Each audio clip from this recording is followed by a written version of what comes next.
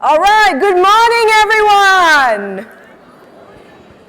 Welcome back to day 2 of the conference. I'm Amelia from NIEC, and it's wonderful to see you all here again for yet another morning of learning and collaboration. That's right, Amelia, and I'm Amelina from EGDA.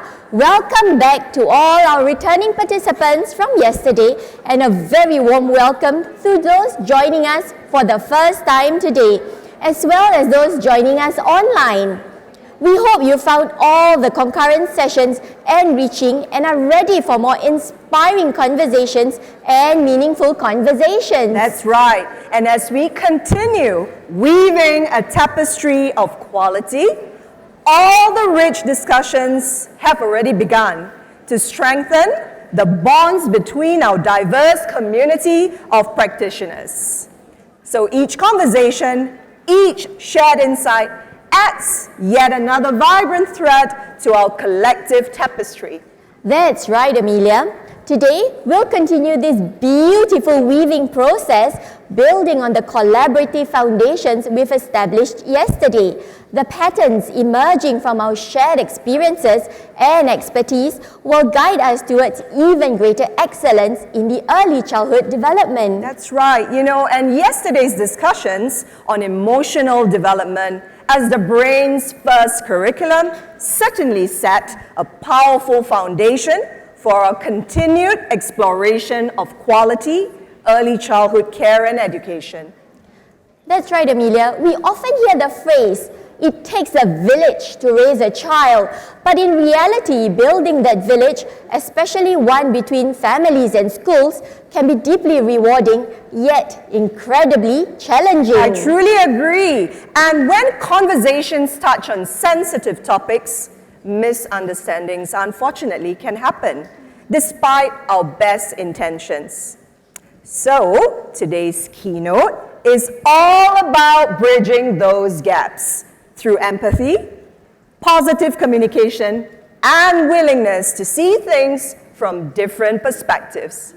Yes, today's keynote speakers combine their professional expertise with personal experiences, which will resonate with many parents and educators. Dr. Frankie Tan is a sport and exercise physiologist with Sport Singapore, where he holds a directorial position. He is also an adjunct faculty member with both NUS and NTU medical schools, and a long-time advocate for fathering through Dads for Life. And Mrs. Tina Tan is a social worker by training who chose to be a stay-at-home mom to raise her 3 sons. She has been an active leader in schools' parent support groups, vice president of Spark, a charity supporting ADHD families, and a trainer in special needs inclusivity and mental health. Dr. Tan and Mrs. Tan are parents to 3 sons, including one who was diagnosed with ADHD and dyslexia at age 6, and later with autism spectrum at age 10. Their journey navigating the school system and parenting together has given them a unique perspective on how schools and families can work hand in hand to support children's holistic development. For our on-site participants, if you have any questions during Dr. Tan's and Mrs. Tan's keynote address, please scan the QR code to submit your questions. For those online, you may post your questions via the Attendee Hub. So, ladies and gentlemen, please join us in welcoming Dr. Tan and Mrs. Tan with their keynote entitled Bridging Possibilities, Creating Inclusive Family School Communities, A Parent's Journey. Thank you.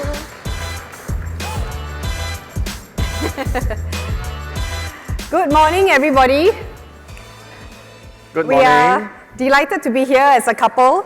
There are not too many occasions that I get to drag my husband along so that we can speak side by side, but I actually really enjoy it because it's something I think we cultivated since early on in the marriage, where we actually speak together. We share heart to heart, and we share the mic, so to speak. And I always feel that it gives a different perspective. So I'm so glad that he is available and free and said yes to me, because if you know us, I am the more sociable one and he's always the one like, can't you just do it by yourself? Like, you don't need me there. But I think many of you, he has met his students, so he actually has educator training background. So some of you who think he looks familiar, yes, he is probably familiar because he was a teacher before.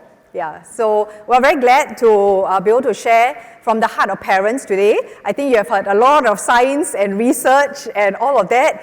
We're not departing from that, but I think what we contribute today is the lived experience. And Professor Bonnie was reminding me and telling me that recently research has always concluded with a component of lived experience. And I said, oh wow, that's interesting. Yeah, so here we are as your lived experience component. Yes. Oh yes, I haven't done this yet. Good morning. Yeah, thank you ECCC organizers for inviting us to be part of your conference and celebrations. We are honored to be here, to be invited to share the stage together. As Tina said, we both share the same heart for fathers, for mothers, for healthy marriages and teachers. I think we are all in the same team. Yeah? Not only are we the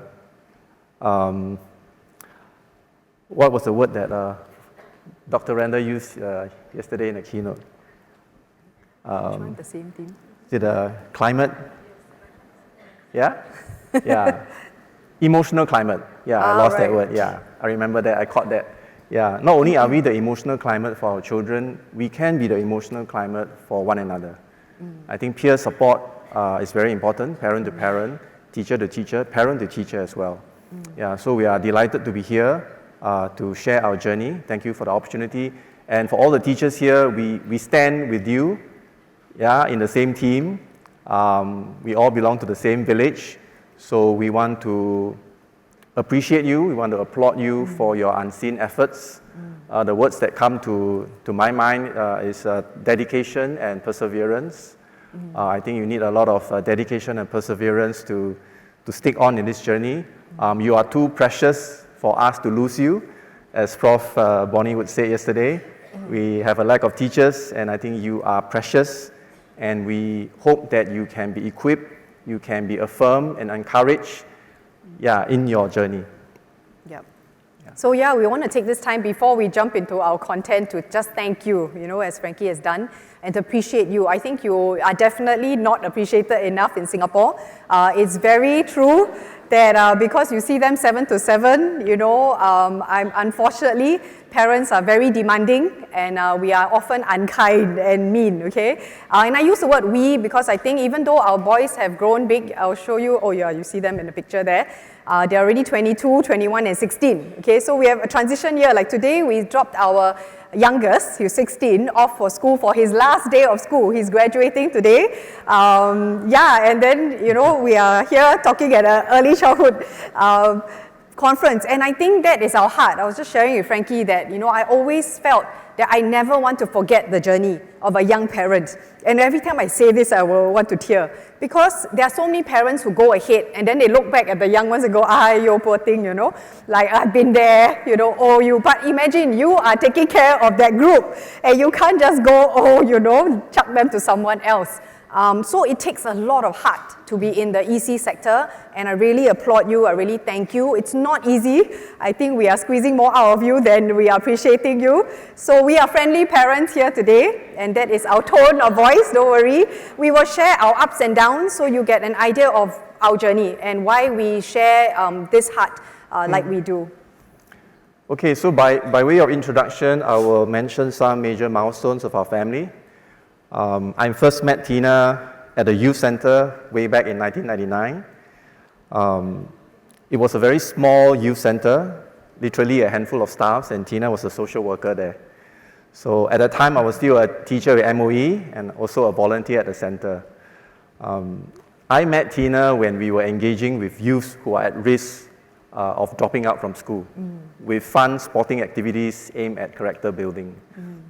And 2 years later, we got married.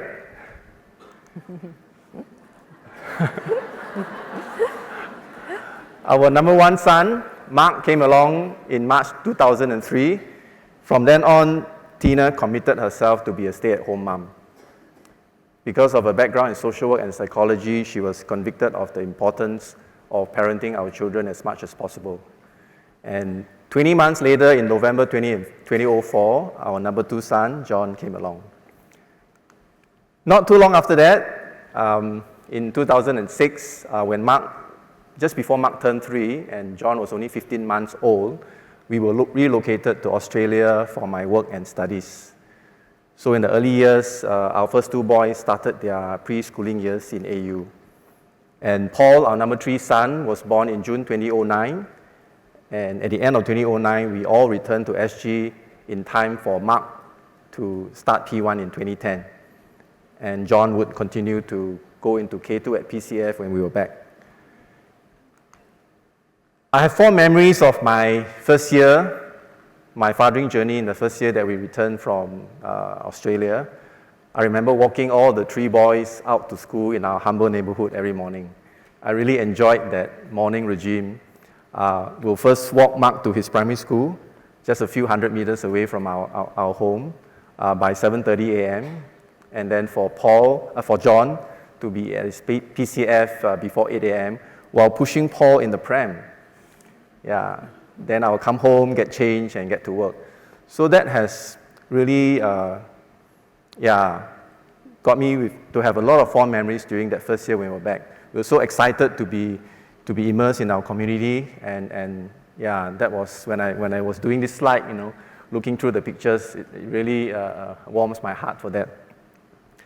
And just to mention here that the home and school partnership has been a significant feature of our family and parenting journey all through these years.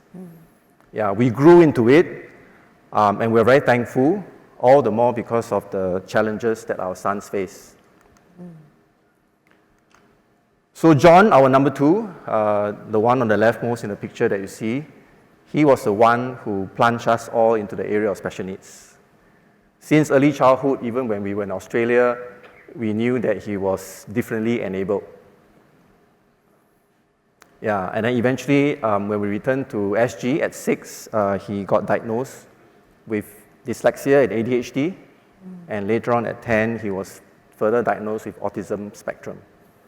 So since then, we have been reading up, finding more about his needs, partnering with his schools and his teachers, starting from K2 at PCF.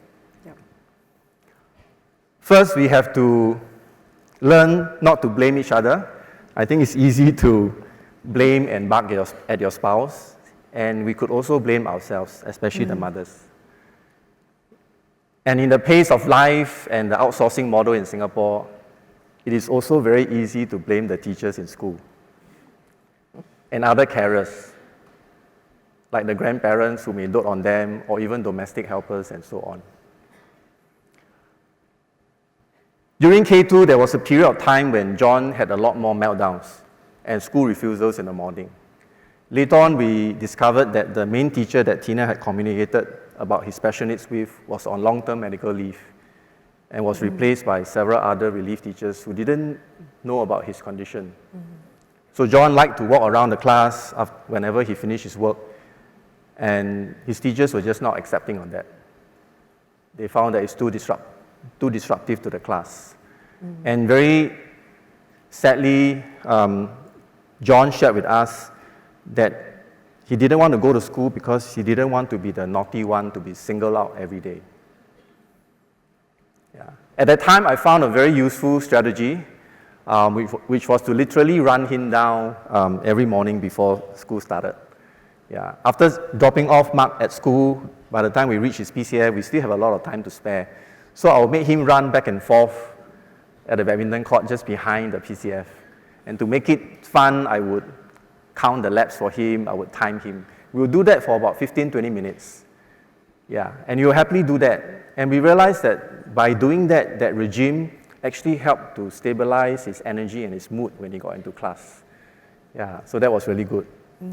During primary school, Tina would gather his teachers at the start of each year to communicate with them about his needs and how we were managing him at home. That was super helpful. I think the teachers felt that they were informed and supported, so they readily became his advocates when we were in school. Yeah. Thankfully, despite all his diverse needs, John was gifted, he's highly creative, he's gifted in his visual art skills, which eventually got him into a School of the Arts, SOTA, through a recommendation from a teacher. He struggled through all his subjects in primary school, especially with mother tongue, which eventually he got full exemption for when he was at P4. Yeah. However, when he went to SOTA, even though he was interested in his subjects and his art form, he just couldn't keep up with the rigor. Academically, and the way SOTA manages their 6-year IB curriculum required a lot of executive function, which was a huge struggle for John. Yeah, so in year 3, during the period where he had huge challenges, like almost got kicked out of school, Paul, our number 3, suddenly had a huge bout of anxiety and school refusal. Paul is like a quiet angel in the family, like what Tina would call him.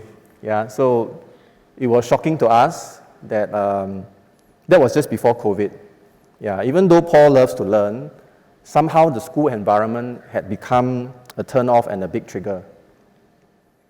Yeah, through this episode, we realized that Paul could be classified as a highly sensitive person, HSP.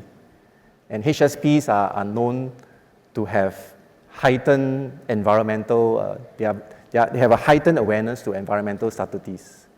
Yeah. Even his main teacher was shocked to realize that his anxiety was due to the school environment. They see him as an attentive student, a model student in fact, but never did she know that Paul hated her constant yellings at some of his classmates. Sorry to use that strong word, but that was exactly how Paul was feeling at that time. Yeah, it caused him to spiral down to severe anxiety and depression, and even have suicide ideation later on. Yeah. John also has anxiety, depression, and suicide ideation. In fact, it's not uncommon for those who have ADHD and or ASD to have mental health struggles such as anxiety, depression, and suicide ideation along the way. Yeah. So, yeah, throughout this journey, we have learned a lot. I really appreciate Tina that we could talk things through, and to really discuss difficult things that we need to come together and work on together. Yeah, and just to say that special needs are diverse needs. They are not so straightforward. It's not just a label. I think it's often unique. It's a unique package to each individual. It's important for us to learn to listen and how to support them the way they need it.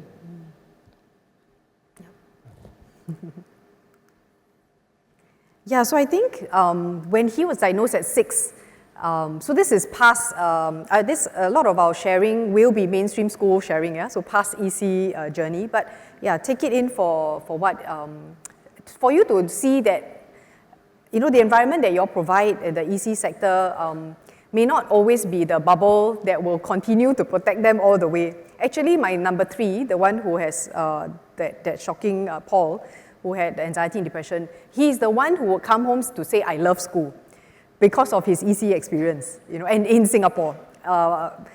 Unfortunately, when we were in Australia, just to clarify, because some of you may think, oh, you had Australia experience, so like, that must be so great.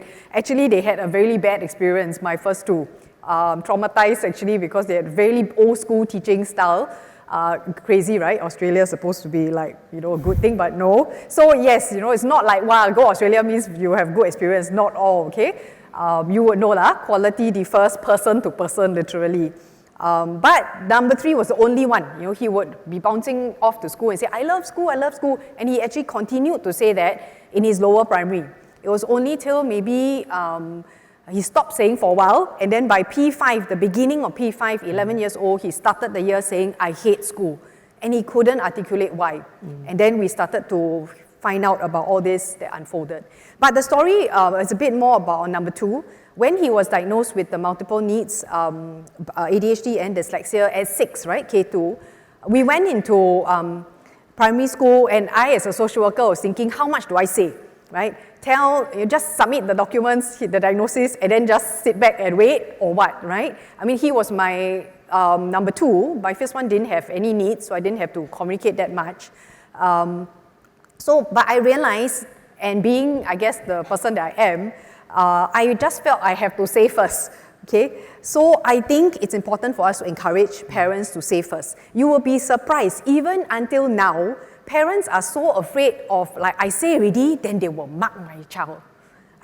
This was what we grew up when we were very young, and that's we should really put that way past us, right? And I think so, right, in EC sector, wouldn't you rather know if there's any suspicion or any difficulty, any developmental challenge, so that you can keep an eye out, right? So I really believe we have moved in Singapore to that stage, and I want to say, that's how I started. I felt I should just say it all. Okay, so I came up with this whole structure. Later I'll show you the collaborative framework I was sharing yesterday at a concurrent session. That's what I used from my son's primary 1 onwards. And we need to encourage that. We need to find ways for them to feel free to share anything and everything without us also overreacting lah. Making it too, difficult, or even making them feel like, oh dear, now that you have shared this, maybe your child won't be suitable for our center. I think if we do that, then a lot of parents are going to be afraid to share, because you know how it is like also. Queuing up just for a place for a center that's near their home can be already worse than primary 1, I have heard parents, we mentor a lot of young couples, and they want to put their names down when the child is born.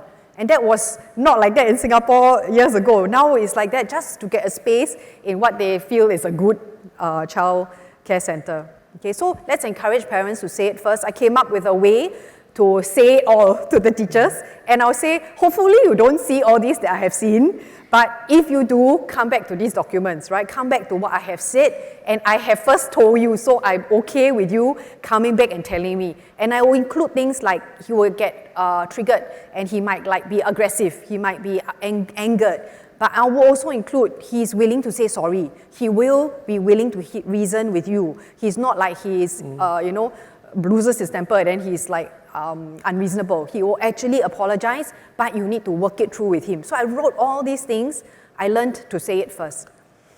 So that's a principle of how can we encourage good homeschool collaboration, the foundation of it. Another thing is to anchor on the well-being of the child, parent, and the teacher. Okay, so I always assured the teachers, I also care for you. That's why I tell you first, right? Because I know you have so many students to deal with, and I will also assure them, I'm not asking for special attention to my child. I'm not asking you to don't scold him. No, you have to just do the normal that you have to do, but just bear in mind he has challenges. So if you see something happening, I'm already telling you these few things work. Of course, you have your own protocols, but let's keep comms open. Yeah. So this is something that we want to cultivate as a culture. That we don't just, it's not, I'm telling you to open the doors to let parents come in, but parents, if you don't guide them, it just comes in with them raising their arms and banging their fists and demanding more. Or, being really emotional and not knowing how to communicate what they want, right? So many times as professionals, you might feel that rather not communicate too much, only keep it to bare minimal because it can be difficult, right? So this is something it does take cultivation. And to open an active feedback loop. I know you all have all sorts of apps that you have. I know primary school was Class Dojo. I don't know what you all use, the names of what you use, but we do need to facilitate open comms. So when I send in my letters, and put my entire framework of all my child's challenges, I put my mobile number there, and I ask very openly, would you mind giving me your mobile number? And I promise I'm not going to text you for anything that is random, but it's just for in case of something, that comes up. In fact, I actually never had to use it, but they would call me. The form teacher will call me, or the SEN officer will call me to update me on certain things. So it was very respectful. And the key I told them is, I would rather know faster and sooner because my child will not tell me, right? Children usually with ADHD and with needs, they are so in the moment, they are quite forgetful. They don't mean to forget, but it could be a big thing that happened in school, but they come home, they won't think to tell me that thing happened. And then I won't be able to follow up. I won't be able to debrief him or to reinforce what the school would like to share with him, right? So I say, please tell me, because then I can do more at home. And so this is something we want to open, not just a generic like class dojo form of comms to the whole class, okay? And then a message system that they can message you, because whatever you find that you can respond to soonest and fastest, because you want to have the habit of the parent being able to see it. Sometimes you said a certain thing or a certain thing happened, you also don't know what will be transferred by the child to their parents, right? And then the information that goes through may not be accurate, as you know, EC, the children are all small. They will just say things maybe in a very dramatic way, or you're losing a lot of information. And the parent might get riled up even before you call them. And they might be angry and very defensive. So an active feedback loop is the best. I think you all would know, and of course, you activate it for things like, say, a cut, a fall, a bruise, you know, like the bigger, more physical injuries. But think about it more for even the everyday things. Even affirmations, like, hey, you know, today your child, I realize, you know, has started to settle in, made a friend today, you know, that would be so good. And then the parent could be more affirming when the child and them reunite in the evening, right? So have an active feedback loop, because this can really be powerful, especially when you have issues to deal with and incidences that might come up. Have anything to add? No. No? Okay. Okay, then a bit more, just to take you through the technical parts, I will zoom through this a bit more, because I know it's more a primary school thing, but I do encourage parents, even in the early childhood levels, if they know any specific needs that their child has, because at the age of 0 to 6 is very exploratory. They often don't have confirmed diagnosis as well. Even for ADHD, it's diagnosed only at age 7. Yeah. So, but for whatever they know, one of the ways to start comms is during beginning of every term, beginning of every year, because you have new teachers, right? And I teach them a framework of how to present those needs. I'll show it in the screen in a short while. And for you all, how do you host them? You can actually invite the key caregivers to come along, because the key caregiver may not just be mom and dad, right? Nowadays, we have many hands on deck just for one child. Recently, we ran a program and the parents attended, and the uncle and aunt attended, and a helper. So we had 5 adults for one child with ADHD, okay? So it could be the way it is for you. You might have 2 sets of grandparents, and then the parents, and then helper, and grandparents helper. So you have like 8 maybe for one family. Whoever is there, it's good to communicate with them. Yeah, give lots of assurances. Yeah, I think the key for EC, like when we went for a preschool visit, some of the things were just so fun. But then I was just imagining to myself, for example, exploratory play with mud, right? And then they're playing with mud and all that. Can you imagine this child that goes off and one day after the rain starts squatting down and playing with the mud at the puddle, the side of the, wherever there's any grass patch and mud? And what were the parents freak out doing and thinking? Instead of encouraging it and going, oh wow, look at the water, and at least or like controlling their shock reaction and saying it's okay, mud in Singapore is not toxic, he's not going to, you know, right? That's one thing in Australia, they eat sand and the parents don't say anything because they have sand pits, right? Singapore cannot.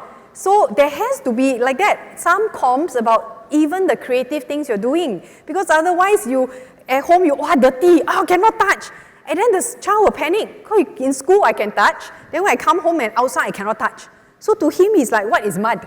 Is that mud? Or only in school is mud? You know, it's like us teaching about chicken, and it's only chicken is chicken rice on your rice plate, you know. And then the child go out and see the naked chicken that's raw, and then they get shocked, and then become vegetarian because they're like, oh dear, you know, you killed my poor chicken friend. Right, because there's a disconnect. They don't know what is real anymore, you know. Yeah.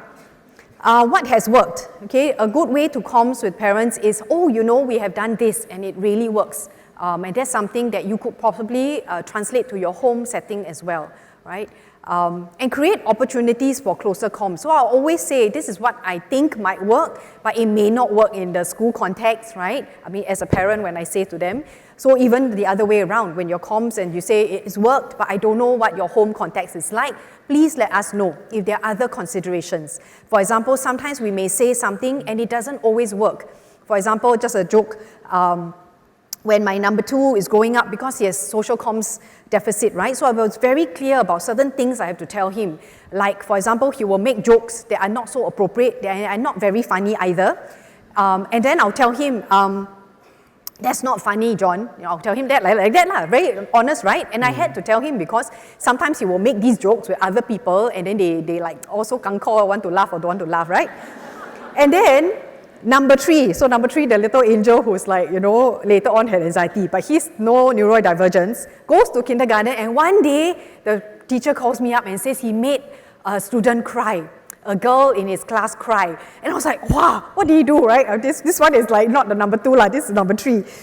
And then the story is, he said, the girl told a joke, and he said to her, that's not funny.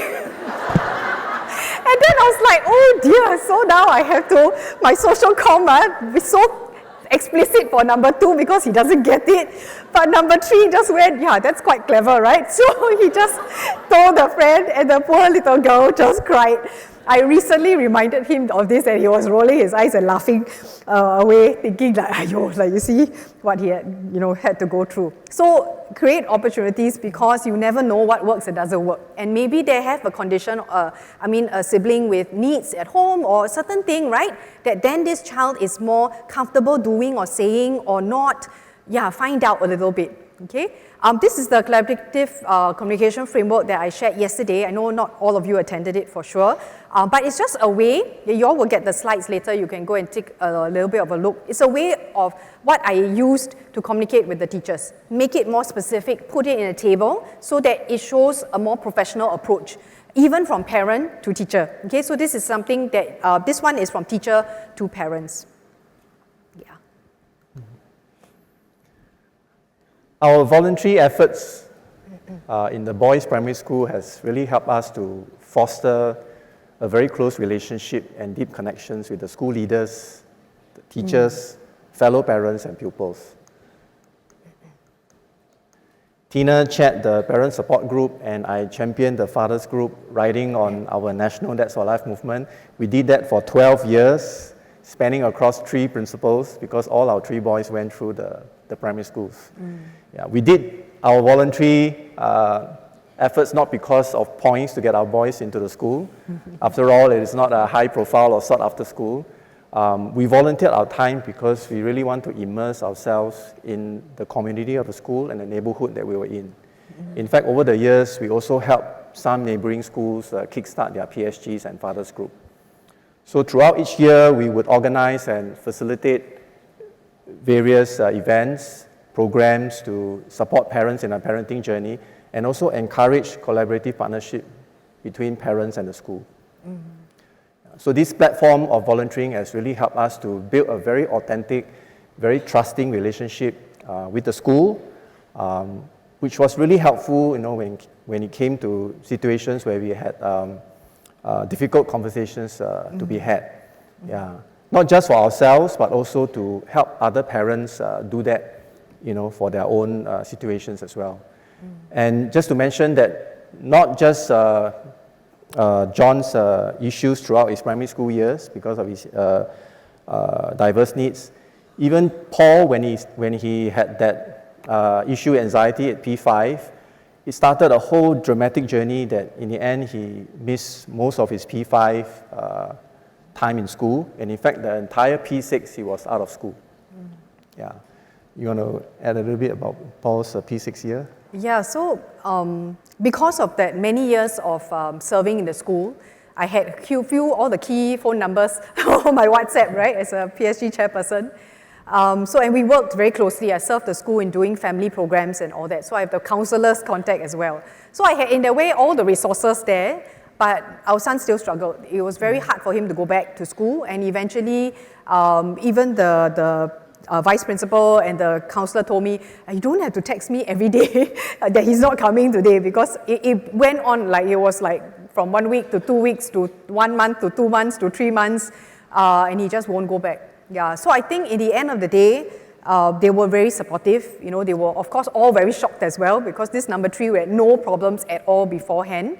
And in the end, really it was through these relationships that we also felt so supported, because as a chairperson, I didn't want to demand any extra privileges or anything. And coming up to his PSLE, we didn't even know if he can make it, because he was like, I will go, you know, wake me up. But then he just cannot, you know, mentally, and his whole physical body was, he would have gastric, he would have headache, he would have, you know, he wouldn't have slept, all sorts. So his just whole body was just breaking down, right?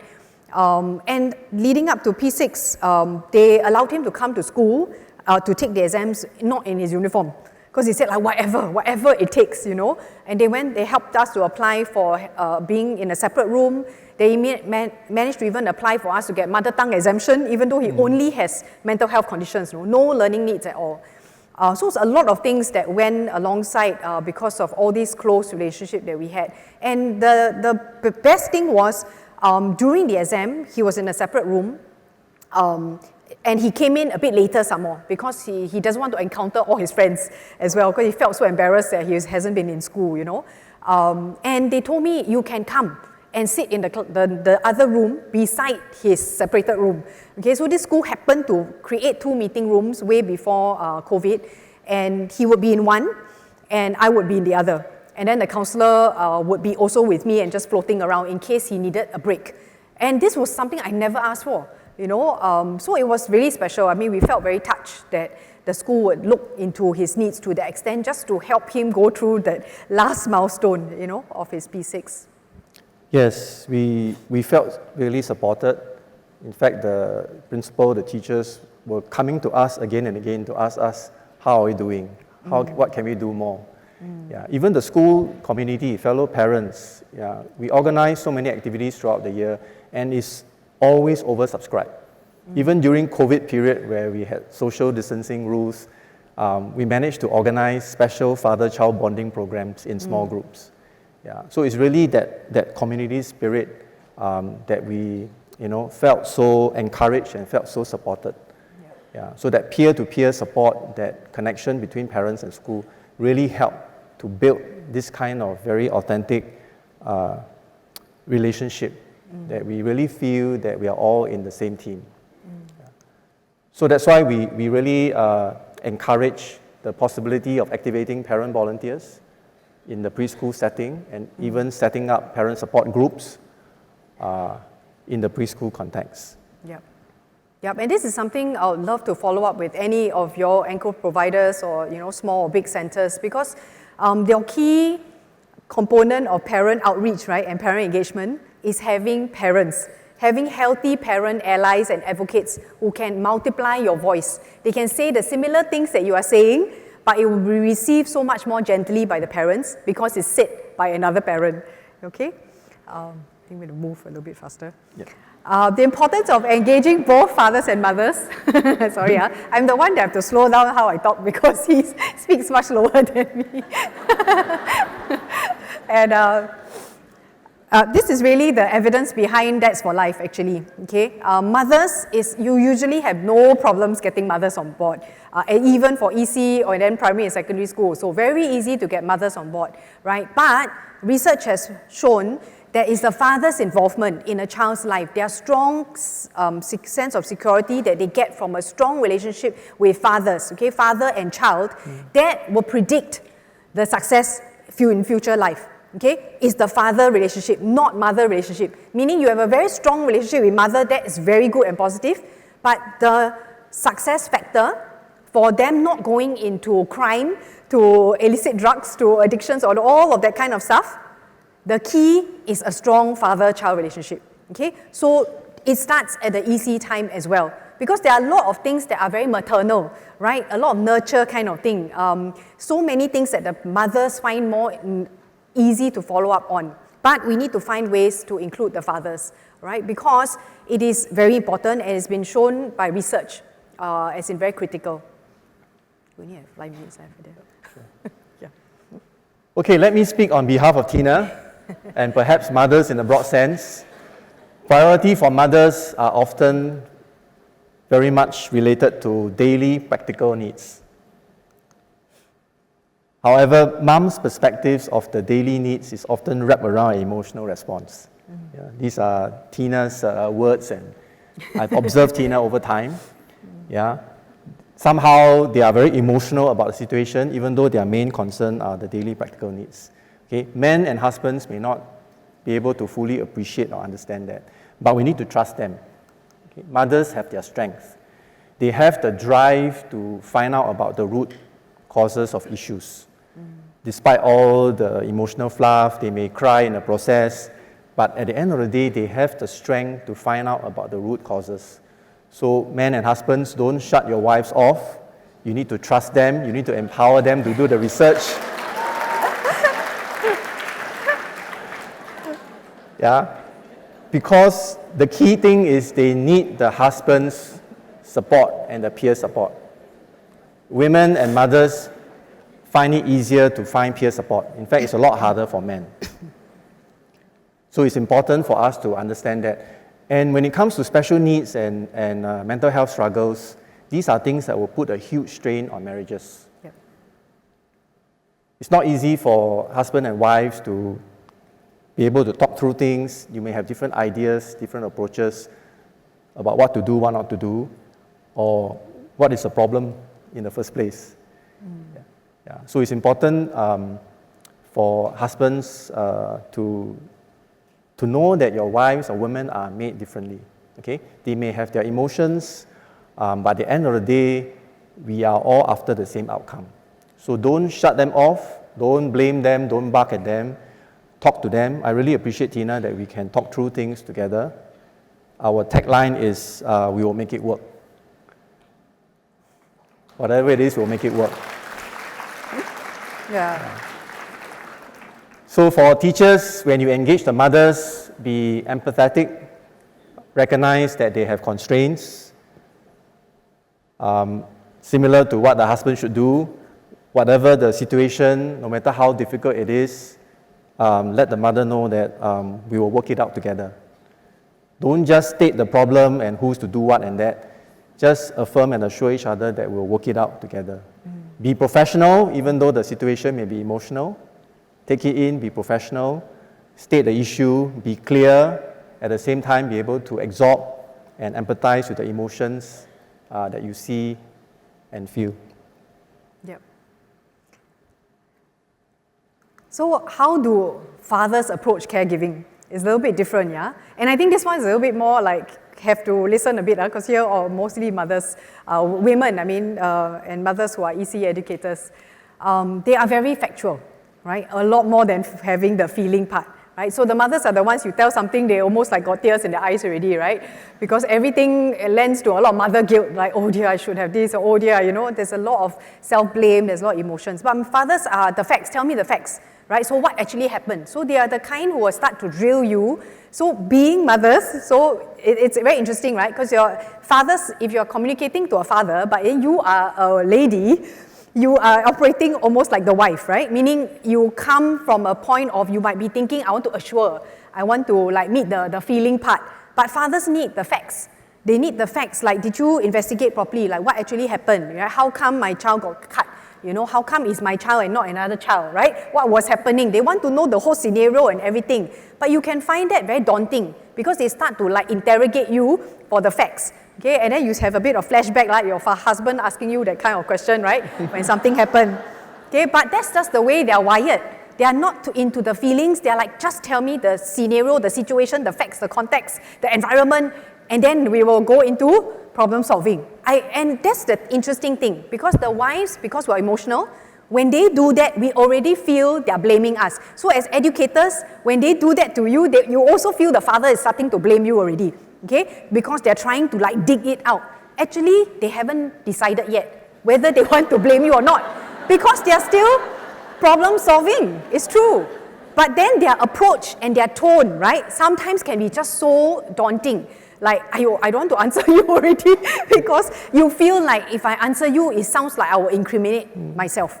But it shouldn't be that way. It shouldn't be that way. And usually, fathers are objective, okay? Unless we keep on behaving in a way that is suspicious and we withhold information, and then they will like more and more get more and more riled up, because all they're trying to do is help us solve a problem. They're trying to say, okay, I understand it happened, but how can we make sure it doesn't happen again? Okay? And I know you already thought through that already, but usually we become emotional when a father is acting in that way. Okay?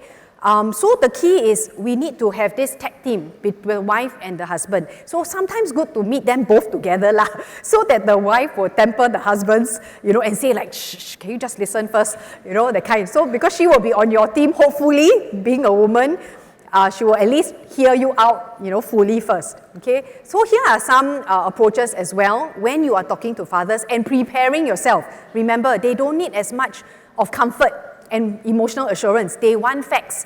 They want to hear what actually happened. So think about the problem-solving approaches first. Highlight also their child's strengths. You know, don't make it sound like, you know, your child is involved in this thing and, you know, you just don't think about the child as a child.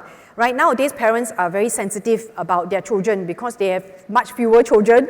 Fewer young people even want to have children, so that one child is very precious to them. Yeah. So start by highlighting the child's strengths, because then you also ease the parents to say, okay, you're not here to just tell them there's something wrong with their child or that the child did something wrong and therefore something happened. Okay. Assure them in that way. State your purpose for the conversation upfront too.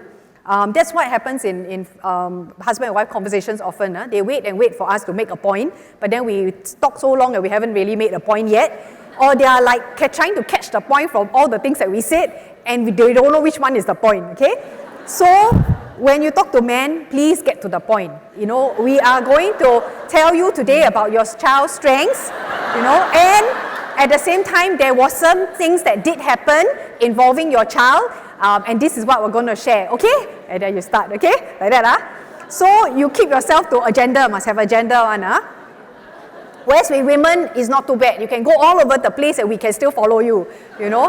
Yeah. It's not a weakness, okay? I don't mean to say, I'm keeping it lighthearted because it's true, right? And when we know that, then we don't get uptight. We don't make it like we don't want to talk to fathers. I'd rather call the mother, okay? Because I just said beforehand, you have to call the fathers and you have to involve the fathers, right? So they are not that scary, don't worry. And these are tips you can take back to your marriage too, okay? Yeah. Speak to the point, all right, concisely, but of course remain gentle. You know, don't be antagonistic, you know, or difficult, right? And be prepared to answer their questions. And if really you don't know, say, okay, I will find out. In fact, I can find out now. Wait, then you go and find out, or you go and text your colleague, or, you know. So make sure you are equipped with enough answers, enough facts. And again, remain professional. This is the same point on both sides for mothers and fathers. And give time for the message to go in. Okay, because sometimes when we say something, and being new parents, it's the first time they have an encounter like that. That something happened to their precious child in school, or they have to have called up by the school teachers. And all of us in Singapore, unfortunately, we have anxiety about school calling us one, right? Because we grow up with that whole sense of, I don't want my teacher to call my parent about anything. So now if your child's teacher calls you, you're like, oh dear, what happened? You know, so we tend to panic for no reason. So give time for certain messages to sink in, you know, let them know, please come back to me, you know, let's have a follow-up discussion, right? You don't have to decide on that point, or you don't have to close the conversation. Always leave it open to say, you know, any thoughts that come to you after this, do get back to me, we can further address, all right? So this is our last slide. We just wanted to also have a wrap-up on how EC educators can contribute to healthy and whole families. Am I the first one? Okay, sorry. Create opportunities for positive memories. I think this is a no-brainer and it's something that you all do very well. It's very easy for you, but I just want to tell you, continue doing it because, interestingly, we don't think about making positive memories as much. Parents are all in the mode of homework, spelling lists. What are the things on the deliverables, you know? Have to print picture, to hand in, to do this, to do that. So keep reminding them that it doesn't matter the output, okay? You got no time for picture. If you want to sit down and get your child to draw something about your family, that's also okay, right? Keep reminding them it's a positive experience, a time of parent-child bonding and making positive memories when their children are this age. Related to that is also to maximize school-based learning. I think some of you or many of you are already doing that, so please continue to do that.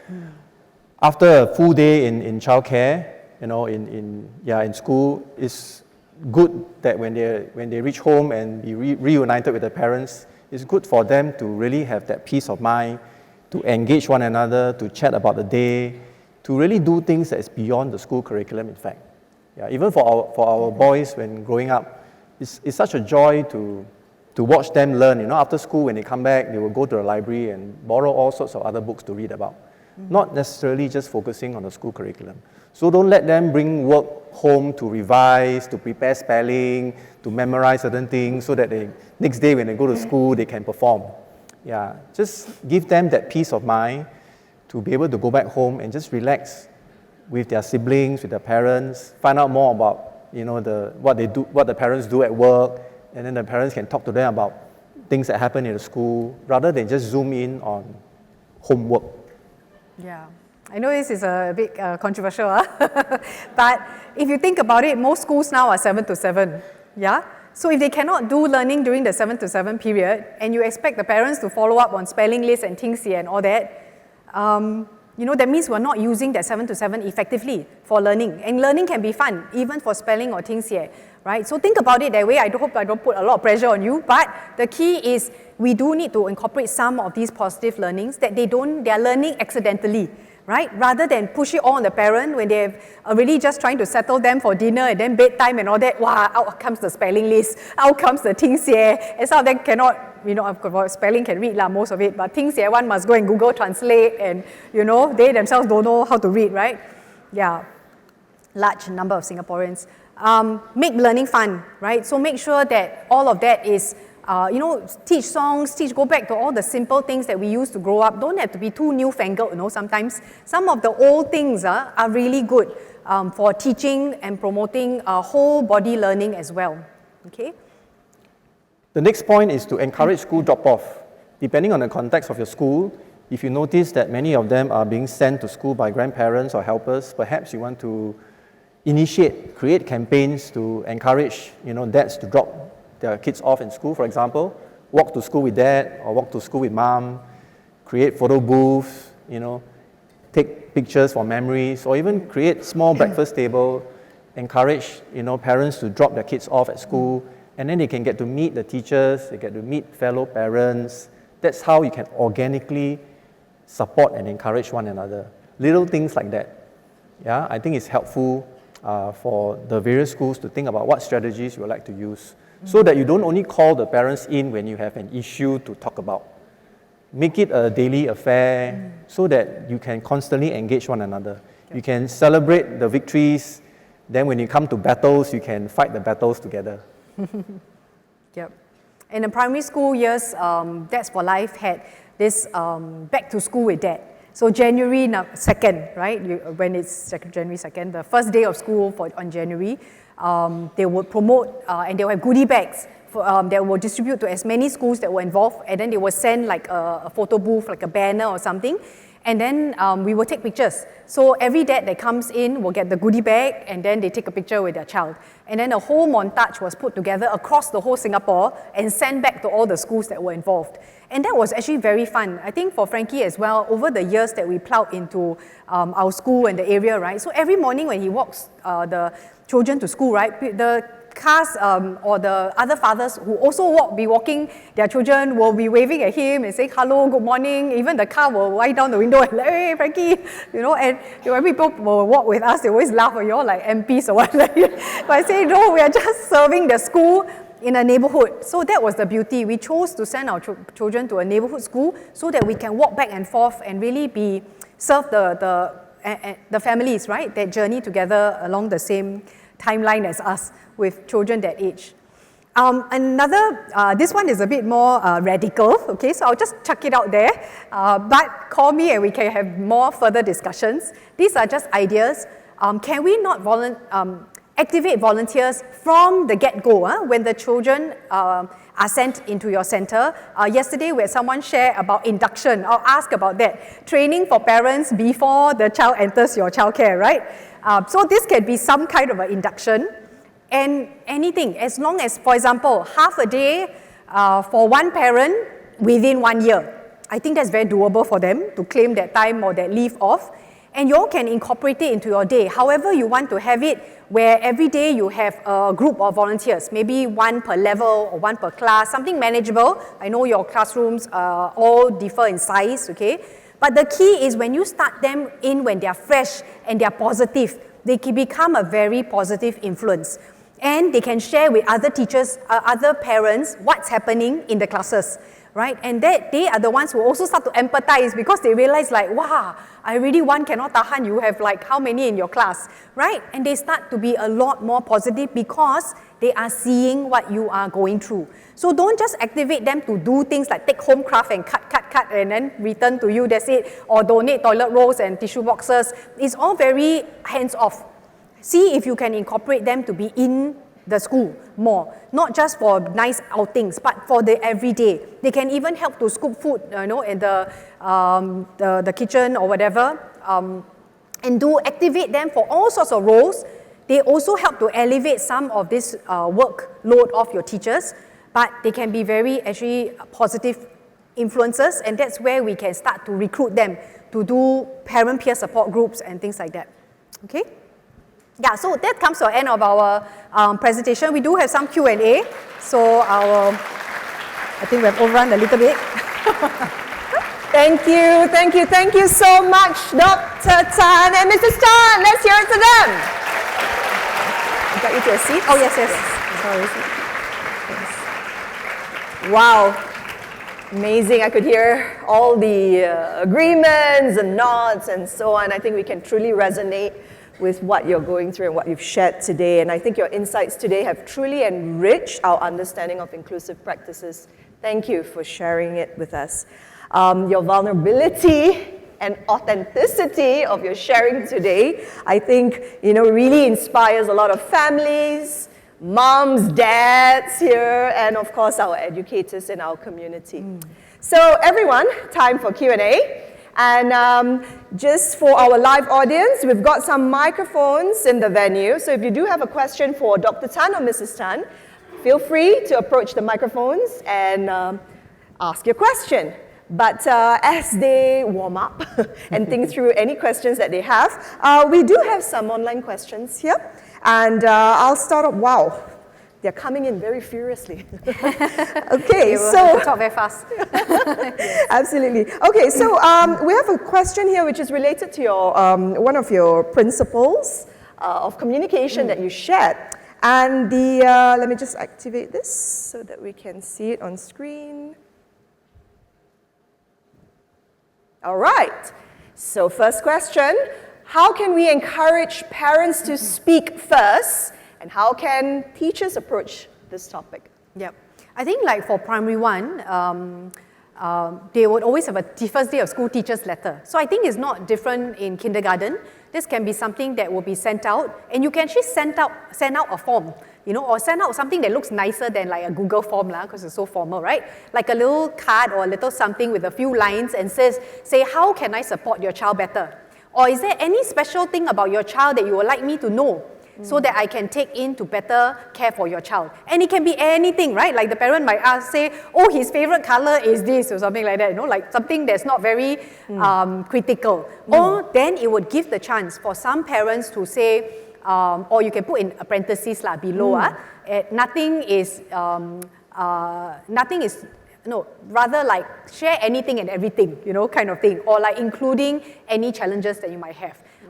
And then maybe those who have some difficulties might put it down to say, oh, actually my child is now being seen by the CDU in the hospitals waiting a diagnosis or something like that, right? Or my child has always struggled to verbalize things, right? He tends to have maybe even selective mutism or something. So you want to just give opportunities where you can then open that communication. And like I say, I know there's a lot of protected comms and all that, but if you can open up something, like even put your mobile number and say, if there's anything sensitive you don't want written down, just send me a WhatsApp and we will arrange a call, Thank you.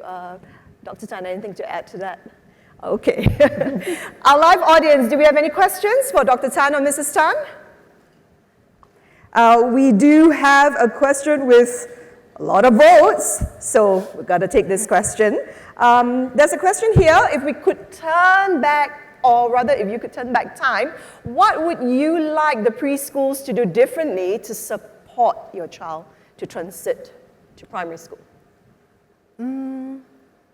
I think for both preschools, they did a really good job. Yeah, so I won't blame it on anything that happened in their EC to say, oh, you know, therefore they had mental health struggles later or anything, you know. There's really no issue there. As I said, like for the youngest who had the longest EC experience here, he's the one that loved school, right? So he kept that love for school all the way till the middle of primary school, and then that's another conversation.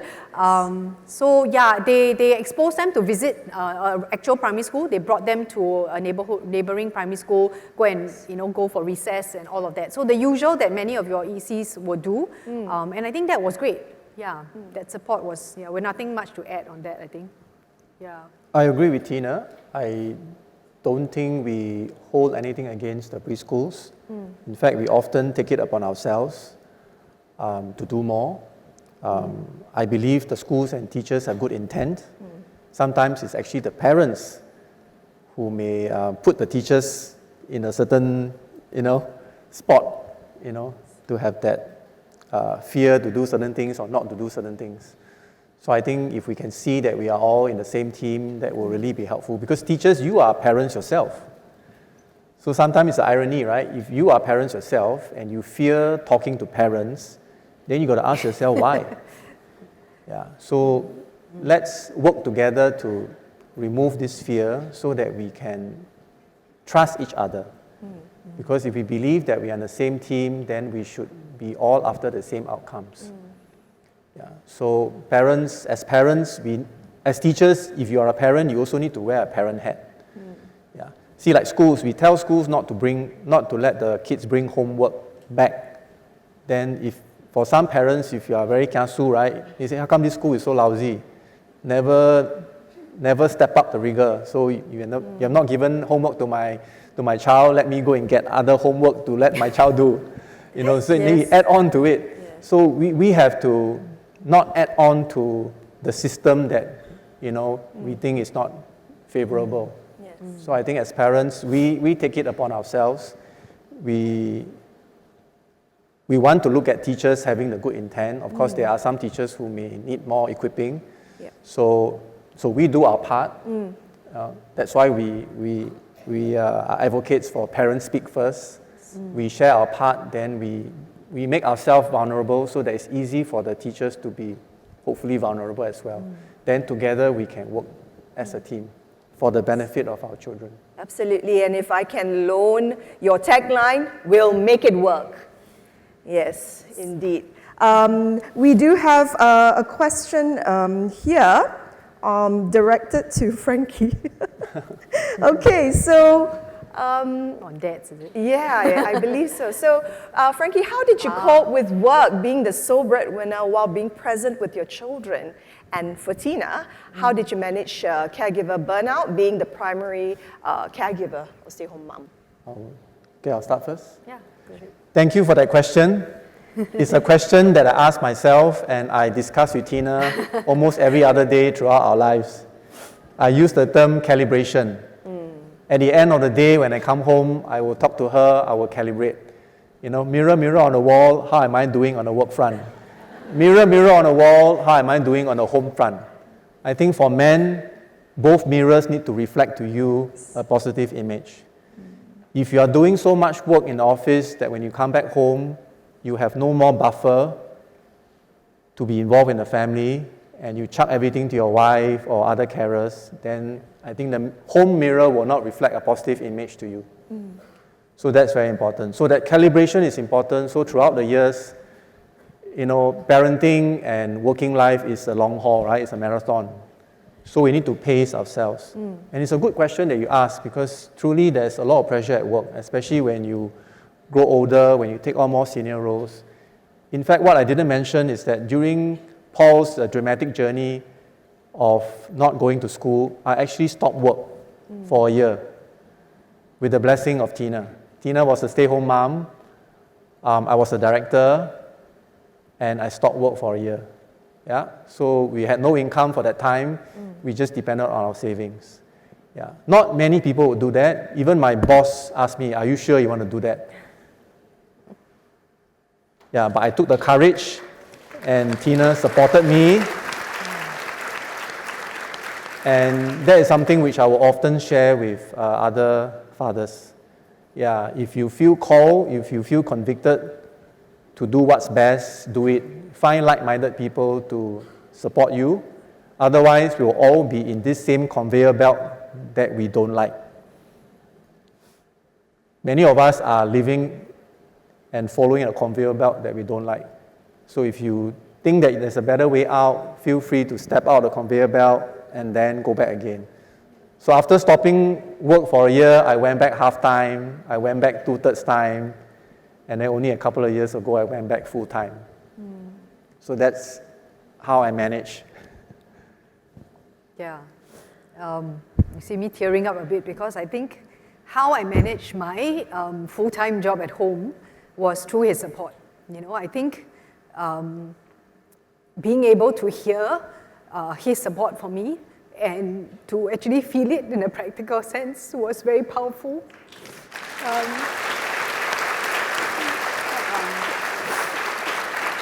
Even though he's a director level, he's in sports science, the kind of hours he holds, he's not even like a teacher where, you sort of follow school schedule. Actually, he used to tell me when he comes back home to be back for dinner with us and me and the boys, his athletes would just be coming in to train because they will have finished work or finished school, right?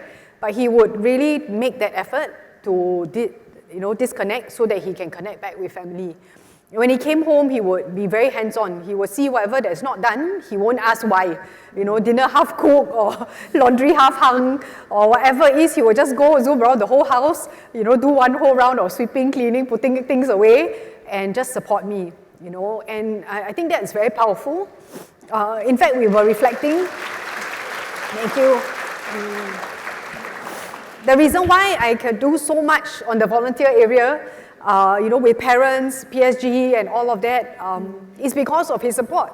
If he did not free me to be able to be home 100% and have that time to toggle between, all the areas of volunteer work and developing parent work, it's okay, thanks. Go back inside already. We won't be where we are today, So we love being authentic with you all, because it's through the pain that many of our work continues. So we come from not a place of like, wow, I know it all. It's because I've gone through the pain and I know, and I want other parents to avoid the pitfalls, and including you all. You all are also dual. You're doing an educator role, but you are a parent at home, and you probably also have a lot of that guilt and a lot of their struggles trying to juggle that at home too. Yeah, but it is not impossible to do it well. We just have to calibrate on what is truly, truly important. Okay, and I think Singaporeans, we often get it wrong, okay? To be super honest with everybody, let's be really honest with Singaporeans, we often get it wrong. We are still chasing after material, we're still chasing after early retirement, we're still chasing after holidays. Is all of that truly the positive memories we want when our daily life is a struggle? Right? What is our child going to remember? Will they remember Disneyland, remember Tokyo, remember going to Switzerland or going to, last year a lot of people go to China, wherever, right? They are not going to remember that. They will remember the daily times with you, the daily conversations, how your home atmosphere is like, and we have had struggles too, I do believe quite a bit of a trauma of the number 3 is because I had a special needs child. And then my number 1 didn't deal with it well, so there was a lot of quarrels. Also yelling from me too, yelling at them, literally manhandling them sometimes and tearing them apart because they are fighting physically, So we also came from that kind of background. It's not like we had a perfect, beautiful family and trying to tell you it's an impossible dream. I think in the midst of the pain and difficulties, there are things we can treasure. There are times when to go back to the children, apologize to them, tell them we didn't know any better, ask for their forgiveness, and we grow together as a family. They are so proud of us that we're able to do this, and we're just thankful for the journey. Thank you. It's okay, I'm a crier, okay, so it's okay. I tend to cry anytime. So, yeah, don't worry. It's not going to traumatize me, though. Yeah. But sorry for the educators who are always prim and proper one. I'm the emotional one. I think I could see a few of our audience also pulling out tissues. I think your stories and I think your experiences really, hits a chord. Yeah, struck a chord with all of us here today. I have to clear my throat as well. All right, I believe if we have one last question from. There you go. Thank you so much. We do have a hand, just one last question perhaps from the live audience. There is a microphone. Hi, Tina and Frankie. We'd just like to know, with all your immense experience with setting up parent support group and volunteering, how can we actually actively engage parents who are very busy or hands-off, in terms of their children's education? Yeah. Use milestones, okay? Critical milestones. For example, first day of school, first day of nursery or P1, K1, K2, right? Because why? Parents often take leave.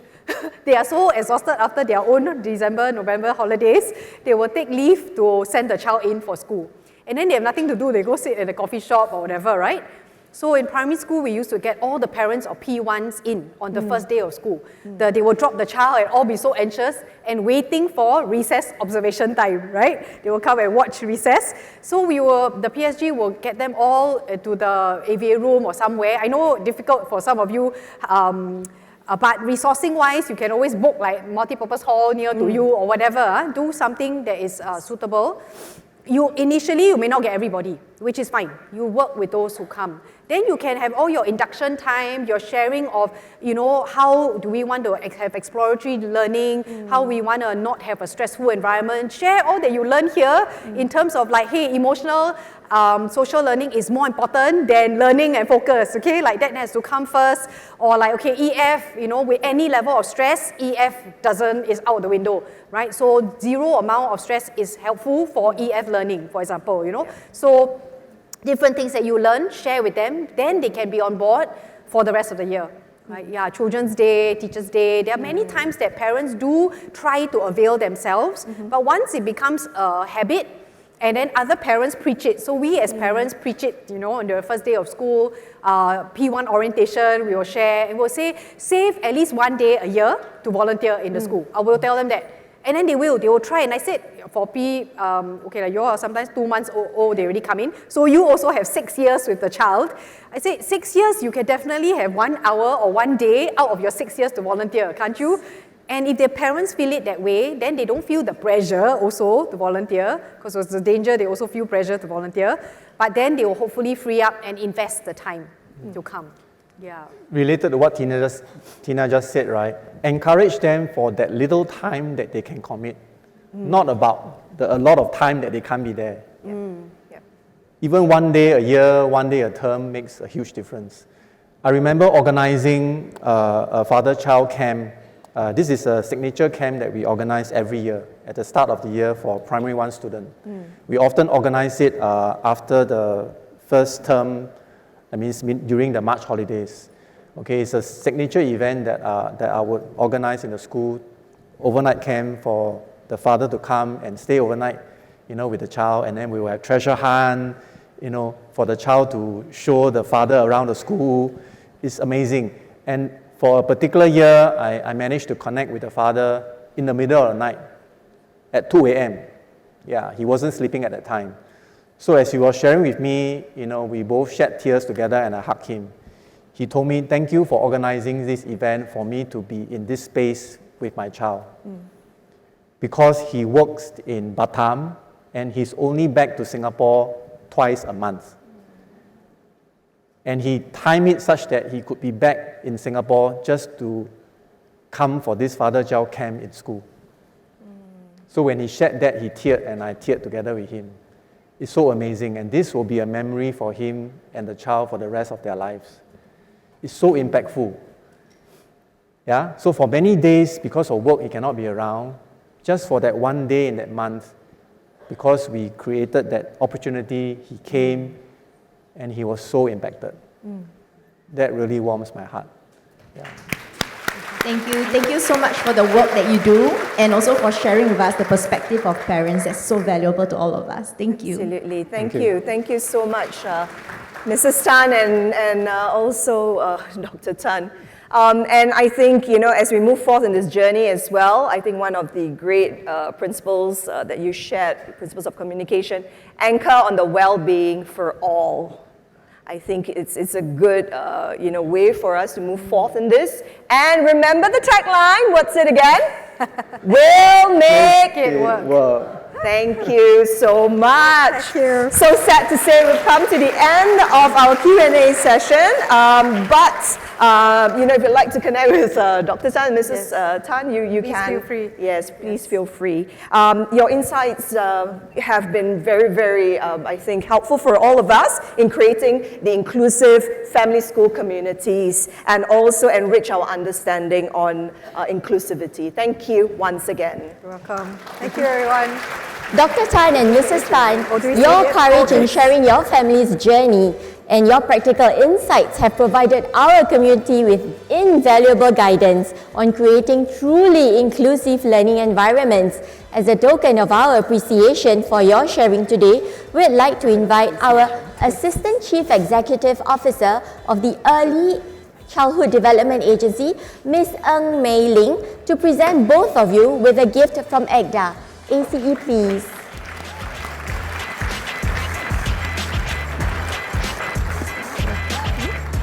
So we need to cut down our Energizer one round only.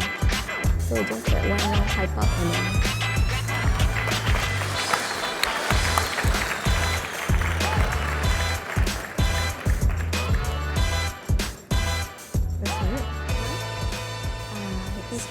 Yes. Thank you, everyone. Please join me in another round of applause. Indeed, inspiring collaboration and contribution to our conference. Before we move into our plenary session, let's channel that energy and create something absolutely spectacular together. We're about to turn this entire ballroom into a living, breathing work of art, a human tapestry. Amelia, Shariel, Clarissa, and I are ready to guide you through this Energizer. Are you ready? Ready or not? Well, everyone, we are going to divide our tapestry into 4 sections. Look to the front of you. You can see your section leaders positioned around the room before you. Section 1, you're with Cheryl. Give him a wave. Hi! Section 2, you're with Clarissa. Wave to her. Section 3, you're with Amelina. Let us hear you. Section 4, you're with me. Show me some energy. All right, excellent. Now, every section has a unique movement and also cheers, all right? Now, for section 1, right, look at me. Okay, wave at me, everybody. All right, all you have to do is not to wave, but I need you to stomp your feet or your foot twice. It goes like this. Boom, boom. Try. Boom, boom. And then you clap over your head. Let's try. 1, 2, 3, go. Boom, boom. Boom, boom. Over to you. All right, that was beautiful. Continue. Now this section, these 2 groups, can I see a wave? All right, your action is really simple. I need you to do your arms from low to high. Do with me, low to high, and go woo-wee, woo-wee. All right, Amelia, take it away. Continue. These 2 rows, you're with me. Can I hear a sound from you? Are you there? Wonderful. We've got the easiest job in the house. Our job is to drum our thighs like the drum roll.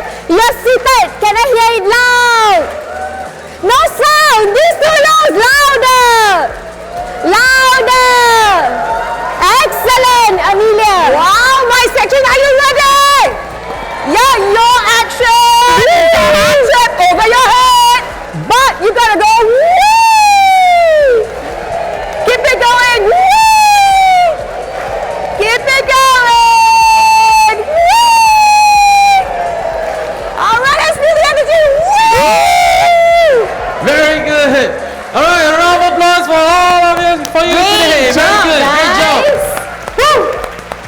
Wonderful, wonderful. All right, over back to you, Amelia.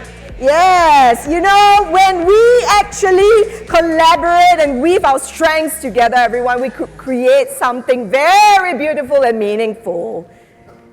And this is what exactly we want. Okay, for our children, through collaboration, we create better quality experiences, better outcomes, and brighter futures for every child we serve.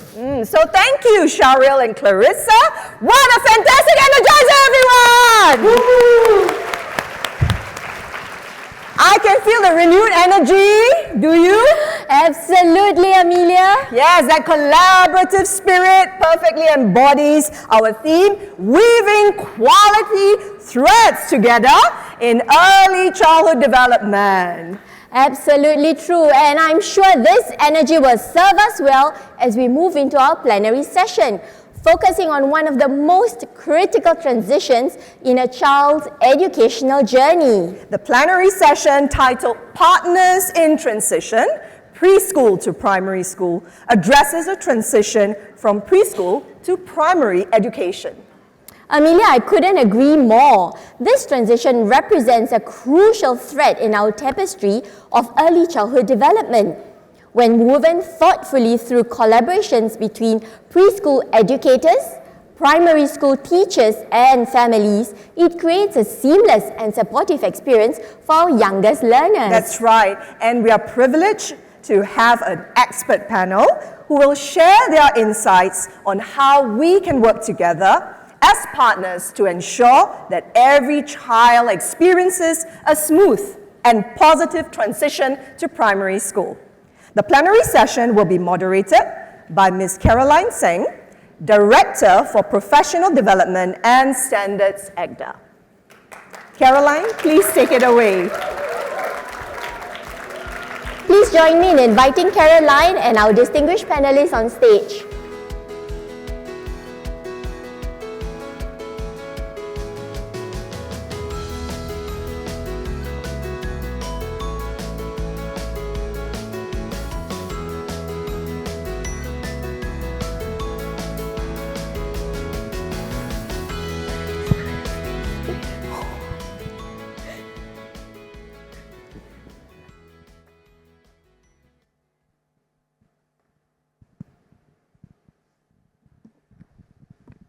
I was saying it's very difficult to continue after Frankie and Tina, as well as Amelia, who moderated the session so well.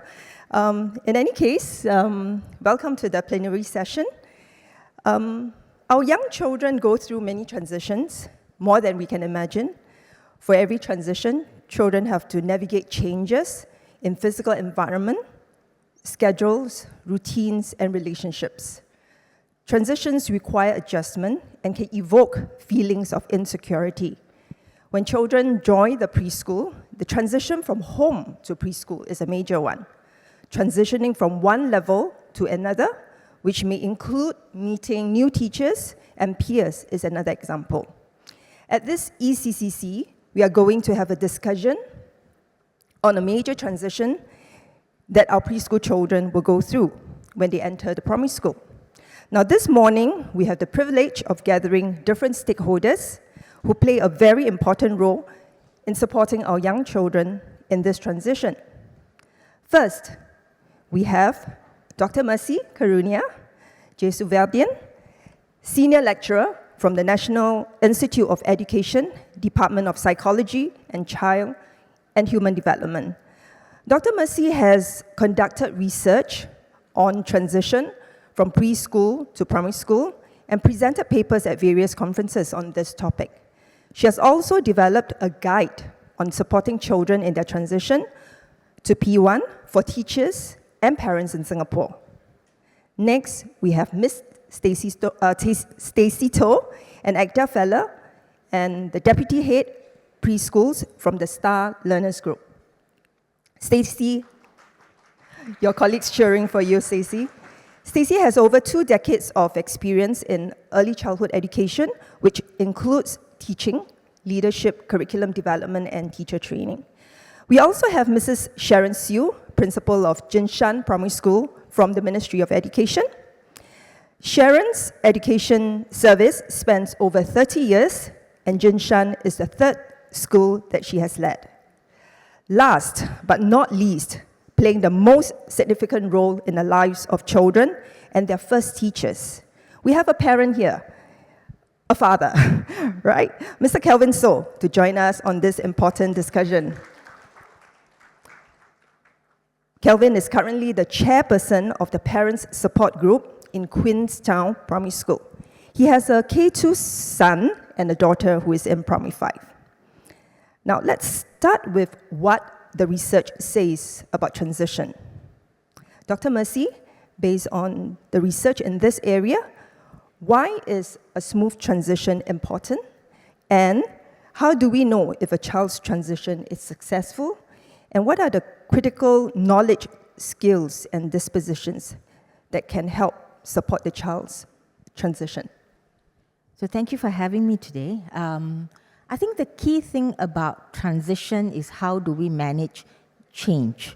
So moving from preschool to primary school is one of the biggest critical changes that children can undergo.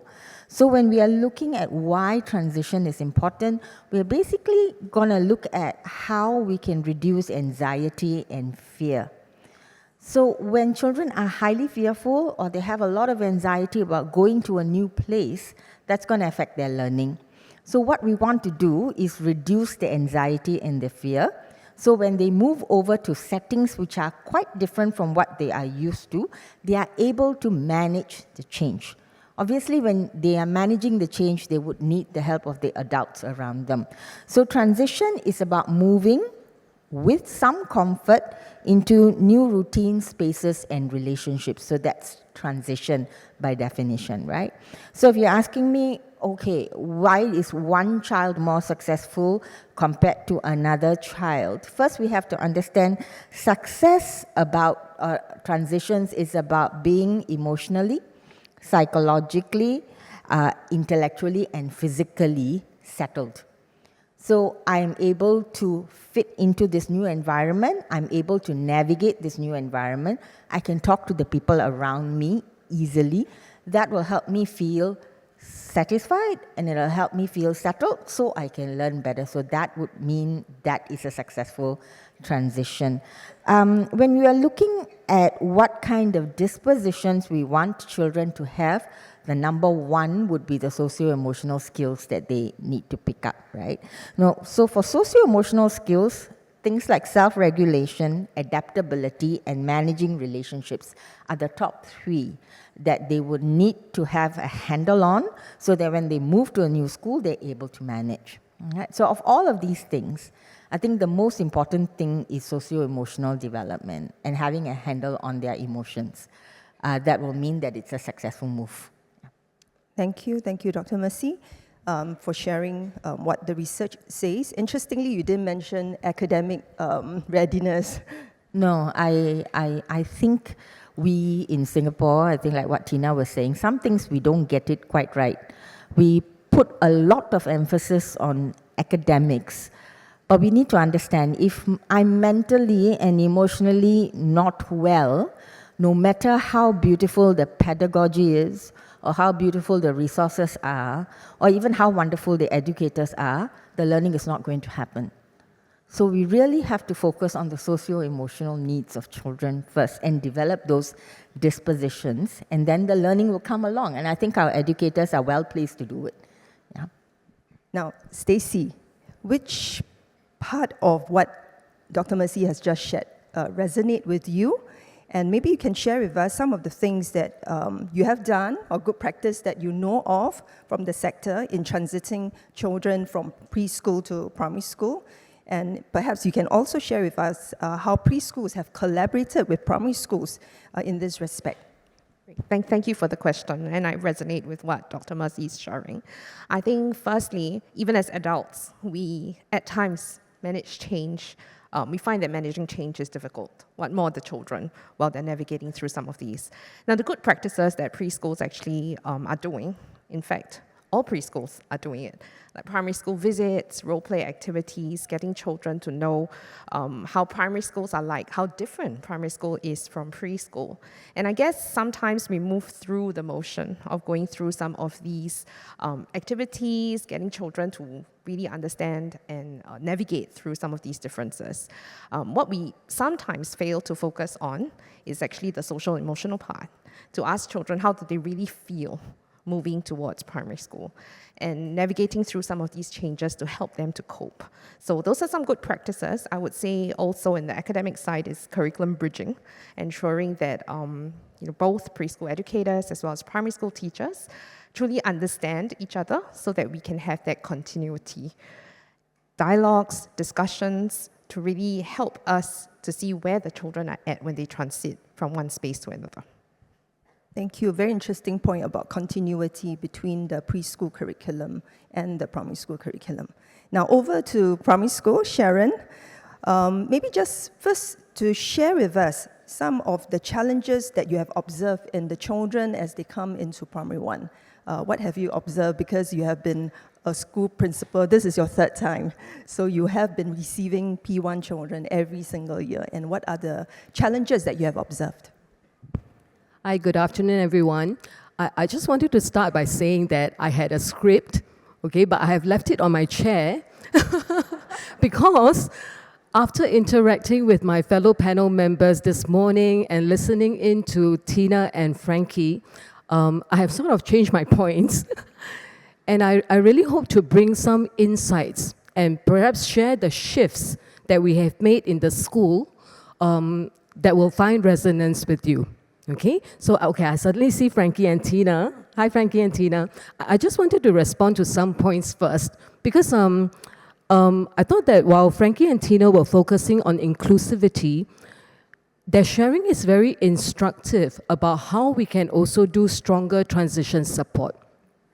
Now, on the point of getting parents to share information, because there was a specific question on it, my advocacy will be this. Actually, the whole school approach or the whole center approach is important. So what it means is that the principal of the school or the leader of the center must go out there to engage parents to say, parents, share information with us. Because information is power, knowledge is power. We don't want to go through things and suddenly realize that, hey, how come you know and then you never tell us, okay? So really, information is power, knowledge is power, and please be assured that we are on the same team as you. We want to do our level best for each and every child. So if you have information about your child, and surely you do, share it with us. So it is an invitational approach. And I think that kind of invitational approach must be led by the principal and by the center leader, right? Now, the other thing that I was very taken by was this thing about homework.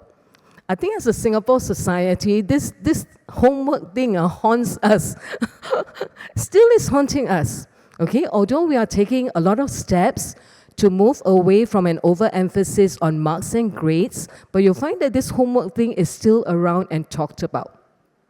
So I do have parents, I'll be telling them that, P1 and P2, there is minimal homework, okay? And on top of that, no remedial lessons in the afternoon. So some parents will ask, then what do they do? Yeah, what do they do in the afternoons? So this is the answer that my teachers and I will always say, read.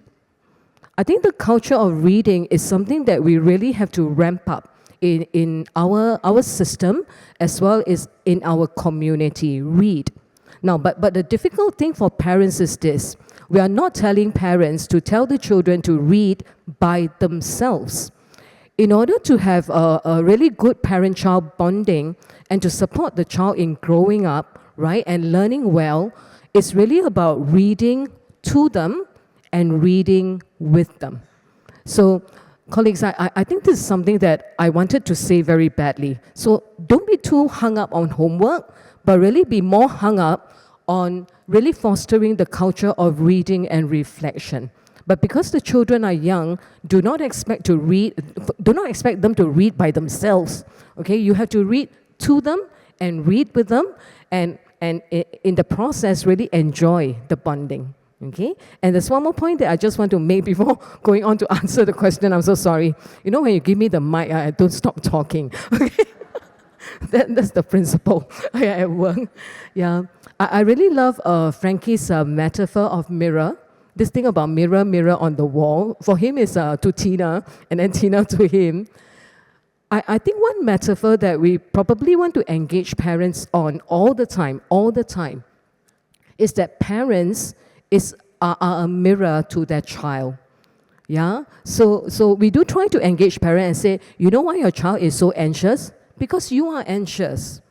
And because you are anxious, it rubs off on the child. Because the child look at the parents and say, so anxious, that means there's something wrong. Yeah, and if you are angry, for example, the parent is angry with the teacher, the child will start thinking, yeah, the teacher's something wrong, right? So the parents are a mirror to the child. So Frankie, thanks for that metaphor, and I thought that I will sort of extend on it as well. Yeah? Okay, now back to the question. Colleagues, I do think that we all know the social emotional challenges that children face when they go into primary school, right? Many of them, I think one of the biggest thing is about a longer day, and they actually feel very fatigued at the end of the day.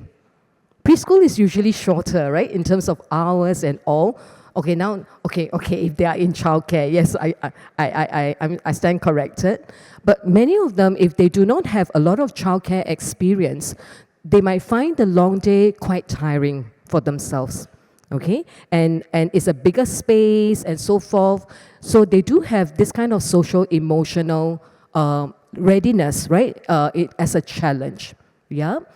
New place, more teachers, more students, and then they're supposed to start this whole new journey about making friends, right? Learning all the different routines in the school. All these cause stress on the child. But today, after the interaction this morning, I wanted to bring forth these observations that have become very acute, especially this year. At P1. And when I talk to my principal friends, they seem to agree with me. Okay, let me share.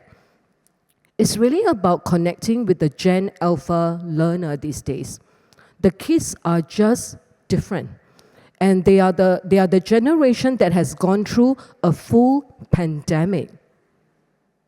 And somehow, I hope you agree with me that the pandemic has made changes to their lifestyles and their behaviors. I think Calvin probably can share a little bit about that too. But colleagues, I want to caveat this. They are all good kids. Okay, they are all good kids. They are just living in these times. So what have we observed, right?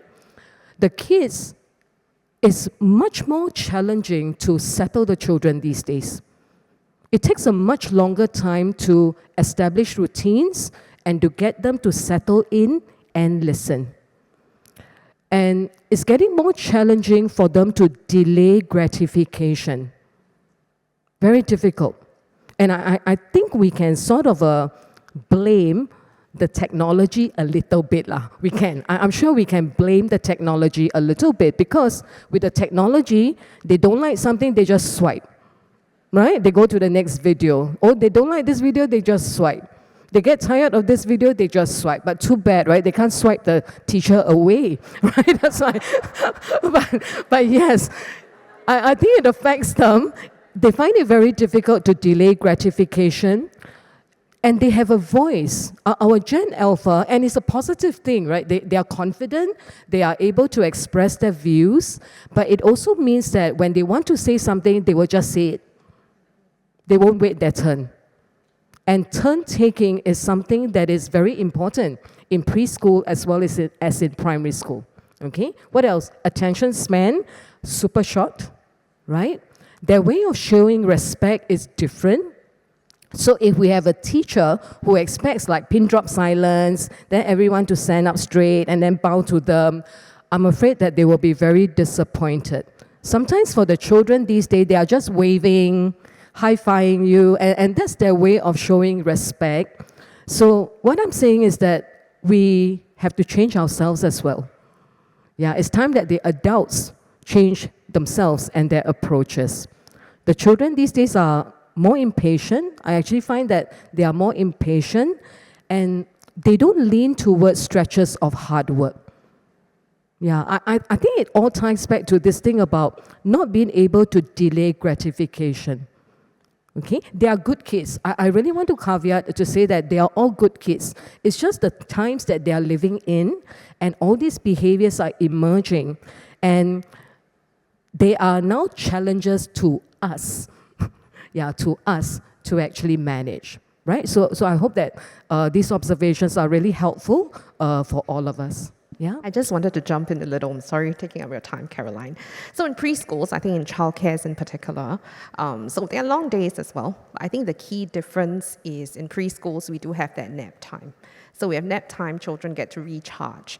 And I think another key difference is the ratio in preschools, much smaller ratios. Classrooms are a bit more kind of designed differently from primary schools. So they're going through some of these changes, and interestingly, just now, just before the panelist discussion, I had a discussion with everyone, and Calvin here was sharing that, in preschool, we teach our children to be kind, that they should share, and all that. And then he shared this with us. He said, my son came back, and he bought so many erasers to give to his friends. So I was laughing at that because I was just sharing with the panelists that sometimes our children do get confused a little. In preschools, we teach them that we should be kind, we should share. And now they're going back and telling Calvin, a parent, that, you should share. That's why I'm buying erasers to give to all my friends. So it's very nice to hear different perspectives and really understand what are some of the differences, what are some of the challenges our children are going through, and sometimes also getting a bit confused between what's expected of them. Right. So, Sharon, a follow-on question. Can you share with us some of the practices that primary schools have undertaken to support the transition? And after you have shared about your observations about the, Gen Alpha? Yeah. And how have you all adapted, or at least for next year, Have you done your AAR, and then next year you can think about... It's review time, right? It's review time. Yeah, I have an answer, also like a new answer, adjusted answer. Colleagues, I think we all know about induction programs, right? We all know about buddy systems, and we all know the importance of establishing routines. Okay, so that we all know, right? So I just wanted to bring forth this point today, that more and more, and it's going to resonate with Frankie and Tina, right? That we need to move forward with a greater emphasis on well-being as well as social emotional competencies. And it's not just at P1 and P2, we're going to talk about it throughout the levels, growing with the children, journeying with the child, okay? I just wanted to share, I hope it's a little bit of a way forward, okay, an idea. For my school, I'm going to use my school as an example. We really believe in positive education, which is the use of positive psychology, right, to engage people, to engage human beings, to engage children. Now, more and more, we need to talk about well-being, and we must have a strategy to work towards the total well-being of the children. So subscribing to Martin Seligman's work, which is the PERMA-V model. Okay, I won't refer to that much, but I'm going to give examples. I think more and more we need to cultivate a sense of gratitude in our children. But how does this work? So gratitude practices can be done every single day, even as a checkout every single day. What are you thankful for today? Who do you want to thank? Okay, what do you want to thank your teacher for something? Or do you want to thank your classmates for something? Cultivate that kind of culture of gratitude in practices, in a way of life. Now, but what does this do for the child? Because according to Martin Seligman's work, if you practice gratitude on a day-to-day basis, it will evoke feelings, very positive emotions in you. Colleagues, I think you will agree. If you practice gratitude, it's actually very hard to feel negative about people or about something. So we get children to practice gratitude. It evokes positive emotions, and that will contribute to overall well-being. So it becomes a way of life. Now, earlier, Kelvin was actually talking about getting his children to set goals for themselves. And I think it's a beautiful example. Let the children have the voice, ask them to set goals for themselves so that they will take ownership for the goals, right? And what we celebrate should not be results, because some children may not get results so soon, right? So don't celebrate results, celebrate effort. Yeah, celebrate effort. Celebrate active participation. Don't celebrate results, because that can be quite divisive. Okay, celebrate effort, celebrate active participation, but what does that do for the child? So according to the research, it will evoke a sense of accomplishment in the child. And when the child feels accomplished in small ways, big ways, the child will have a sense of overall well-being. Yeah, so I really think that as a system, I would advocate very strongly that we move and we keep moving and place greater and greater emphasis on well-being as well as social emotional competencies, and this can be done on a day-to-day basis. And this will complement all the usual things that we do to transit the children. Induction programs, buddy systems, structured routines, that will still happen. On top of that, we need to make it a culture. Yeah, so. Thanks, Sharon. So it's not just about that particular transition from preschool to primary school, but because we know that children do go through many, many transitions and on a day-to-day basis. So Kelvin, as the children's first teachers, you play a very important role in your children's transition, and you have a child in P5, so you have been through that journey, and now you're having a son who is going to P1 next year, and I'm quite sure you probably already started to support him in his transition. Can you share with us your experience in supporting your children in this transition? Yeah, sure. So one of the biggest things that I learned is that, preparing a child for P1 is not just about academics. I'll talk more about, the life example that I have with my daughter. So, it's more about independence and confidence. So I have two kids, my daughter P5 and my son in K2. My daughter was very independent and excited. So when she was K2, she looked forward to wear her new primary school uniform, meeting her new friend, and she adapted very quickly. My son, on the other hand, that he always tell me, "Papa, I'm not in P1 yet." So it's kind of like give me that different perspective that how I'm going to handle my children's, right? So I cannot apply what I did for my daughter and then to my son. So with him, I have to apply, prepare him, step by step. I let him order foods and drinks at the hawker center, so he get used to managing on his own. Even he ordered wrongly also, he came back to me that, "Papa, I ordered wrongly." I say, "You go and talk to the cashier and tell that, if you can ask them to change the order." And he did that. So I don't want to give him that, expectation that, okay, if I cannot handle it, I'll pass to my parents and, my parents will do it for me. So that's not the case. And I before I go to sleep, he packed his own bag. So that, these are small routine, you really, give him the responsibility and set the, sense of the readiness. So even we also talk openly with our kids how the school life will look like. Like for example, longer school hour, meeting new friends, buying foods, at the canteen. So by normalizing these things, they felt excited, instead of anxious when walking to P1. So and also to what Ms. Sharon say just now, that not to set the targets, right?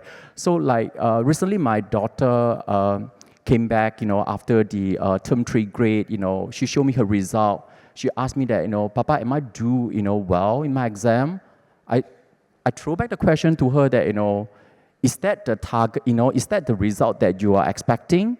is that are you meeting your target or not, right?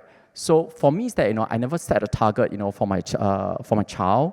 I always ask her, you set a target, you share with us, how you want to achieve your target. We as a parents, how we can support you to, to reach your goal. So in that case, she don't feel that kind of stress, when we have the conversation about, her result. And we also ask her to set the target gradually, that not just set the A, have to if you are weak in that subject, like for example English, right? So we start with the B grade first, and then slowly we can gradually increase that targets, right? So again, I let her to set her target, and she shared with us how she achieved it, whether she's satisfied with her result or not. Yeah. Thank you, Kelvin, for sharing your experience. Maybe just back to Dr. Mercy again. What does research say about how parents and teachers can partner each other? What's the benefit of this parent-teacher partnership? Yeah. So I think the research out there tells you that there is a lot of benefit for involving parents, right? But I think it's also about how we are involving parents. I think when you call in parents and just tell them something, that's not going to be very engaging. So we need to understand and sort of ask parents what is it that they want to know, how do they feel they want to engage with the school. So the best way is invitations by teachers to parents. So as much as we say schools are important, if a letter just goes out from the principal, it's not as invitational as if the teacher reaches out to the parent and asks, okay, how can I support you? Or what are the areas you think I would need some assistance in? Now, the thing with transition, as the literature tells us, even if we get all of these, like we were talking about earlier, right, in the room, even if I get all of these things right, it doesn't mean that every child is going to be successfully. You may, like Sharon was saying, you may have some children who are crying for 3 months, right? And they non-stop cry until, right? And teachers might feel like, how am I going to manage this? And one of the things that I wanted to talk about earlier was about the relationships that children have with adults shift very drastically when they move from preschool to primary school. In preschool, if I'm upset as a child, my teacher might lift me up and put me on her lap. She might give me a hug, right? And she might comfort me. It's very difficult for primary school teachers to do that. So my son is in primary 1. And I think within the first few days of school, he already said, I think this teacher is very strict, right? And he was like, I can't tell her anything. And so one of the things I think parents need to be aware of and sort of work with the kids is, how do I talk to a stranger adult? Right? How do I ask a question? Simple things like my son's class is at the edge of that stretch. So he can get down from out of the class. The toilet is just next to the classroom. But if you're on that end, you need to figure the way out. So children get a bit like, where do I go? What do I do? Who do I ask?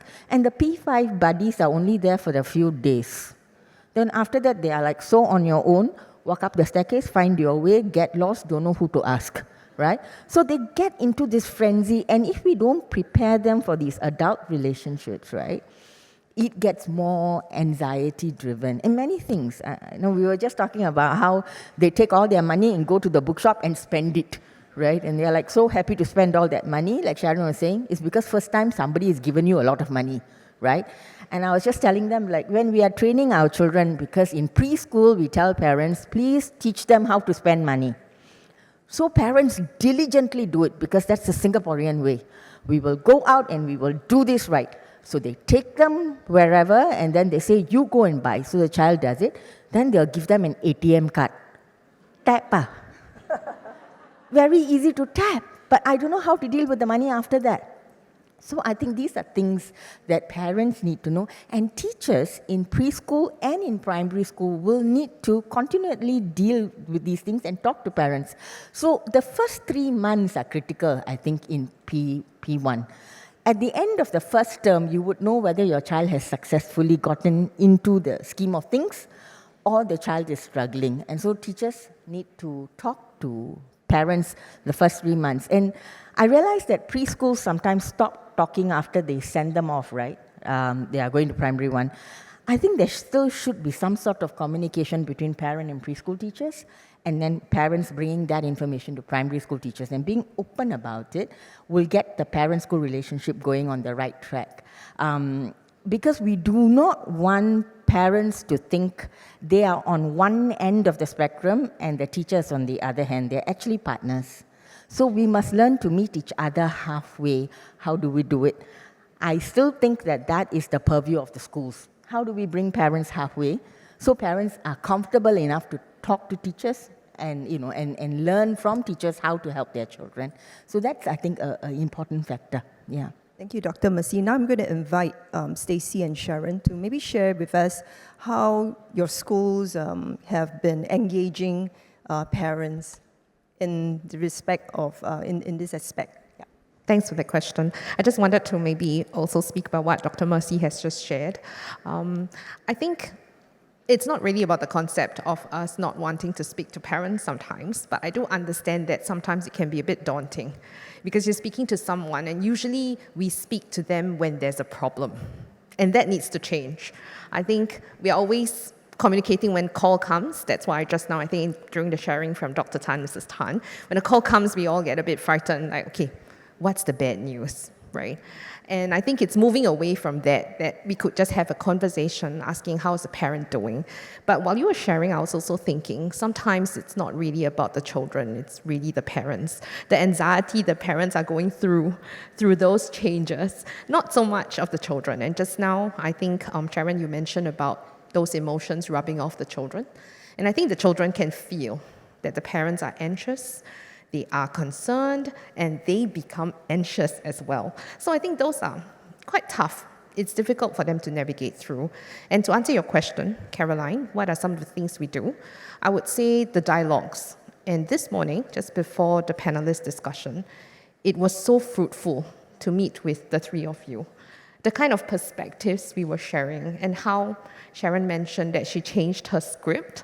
I think throughout we shared so many perspectives. There was so much learning, and we got to know truly what primary schools really need from preschools and vice versa. And I think that should continue. And it should continue so that there's that importance of continuity I talked about and that shared responsibility. Because ultimately our goal is to help the child, and we'll want to make it work, right? So we need to talk, and we need to keep talking. Okay, I'll move on. I was typing just now. I think some of you saw. It always troubles teachers because I do think that many teachers have been scarred, by quite unpleasant incidents with parents. Right? So we must have our teachers back. But how do we do it will be the art and science that we need to consider. Now, one of the sort of the research findings that have struck me very deeply, especially in recent years, is this. What matters to children is this, that the school tells my parents what I am good at. Now, what we are very good at doing is calling parents out when something bad happens. Yeah, that one have to lah. I think that one will still have to happen. But I think we might need to put in a lot more thought about connecting with parents to celebrate the child. So how are we doing it is something that we need to very seriously consider. Okay, so that thought really crossed my mind when Stacey was speaking earlier on. Colleagues, again, right, what are the things that we are definitely doing that you really know of? P1 orientation, right? Then parent workshops. And, okay, what I want to share is this. What really supports parents is actually the opportunity to come into school. And that is why the PSG is a highly valuable platform. But for parents who are not able to, because of possibly work commitments, we must remember what Tina said earlier on. Create the milestones, right? Create the milestones. So P1 orientation is a milestone. So for my school, and I think many schools have done that too, we will always have a level signature event where we invite parents to come in to bond with the children. If we just run a workshop with a very stuffy kind of a title, Stacey was talking about it earlier on, parents don't come. Yeah, parents don't come. So we have also grown cleverer, okay, over the years. So when we organize events, we have parent-child bonding activities, and they do come. Yeah, so I think that is something that we want to consider. The parents want to have the time and opportunity, okay, to journey with the child, okay? And the other clever thing that we have put in is this. So in the event, there is also this workshop that we will get parents to attend. I want to share a little bit about the troubles that parents are having these days. So this year, I got my parents to come in, P1 parents, and my SEN officers, right? My SEN officers conducted this workshop, special needs, yes, special educational needs officer, to conduct a workshop for all parents, right? For all parents on establishing routines. And we also gave it a funky name to say that, you know, this is really establishing the path to success for your child. Yeah, somehow the word success, yeah, correct, carries a lot of weight, okay, in Singapore. But it is true. I think you know what I mean. Okay, what success means is a very broadened definition.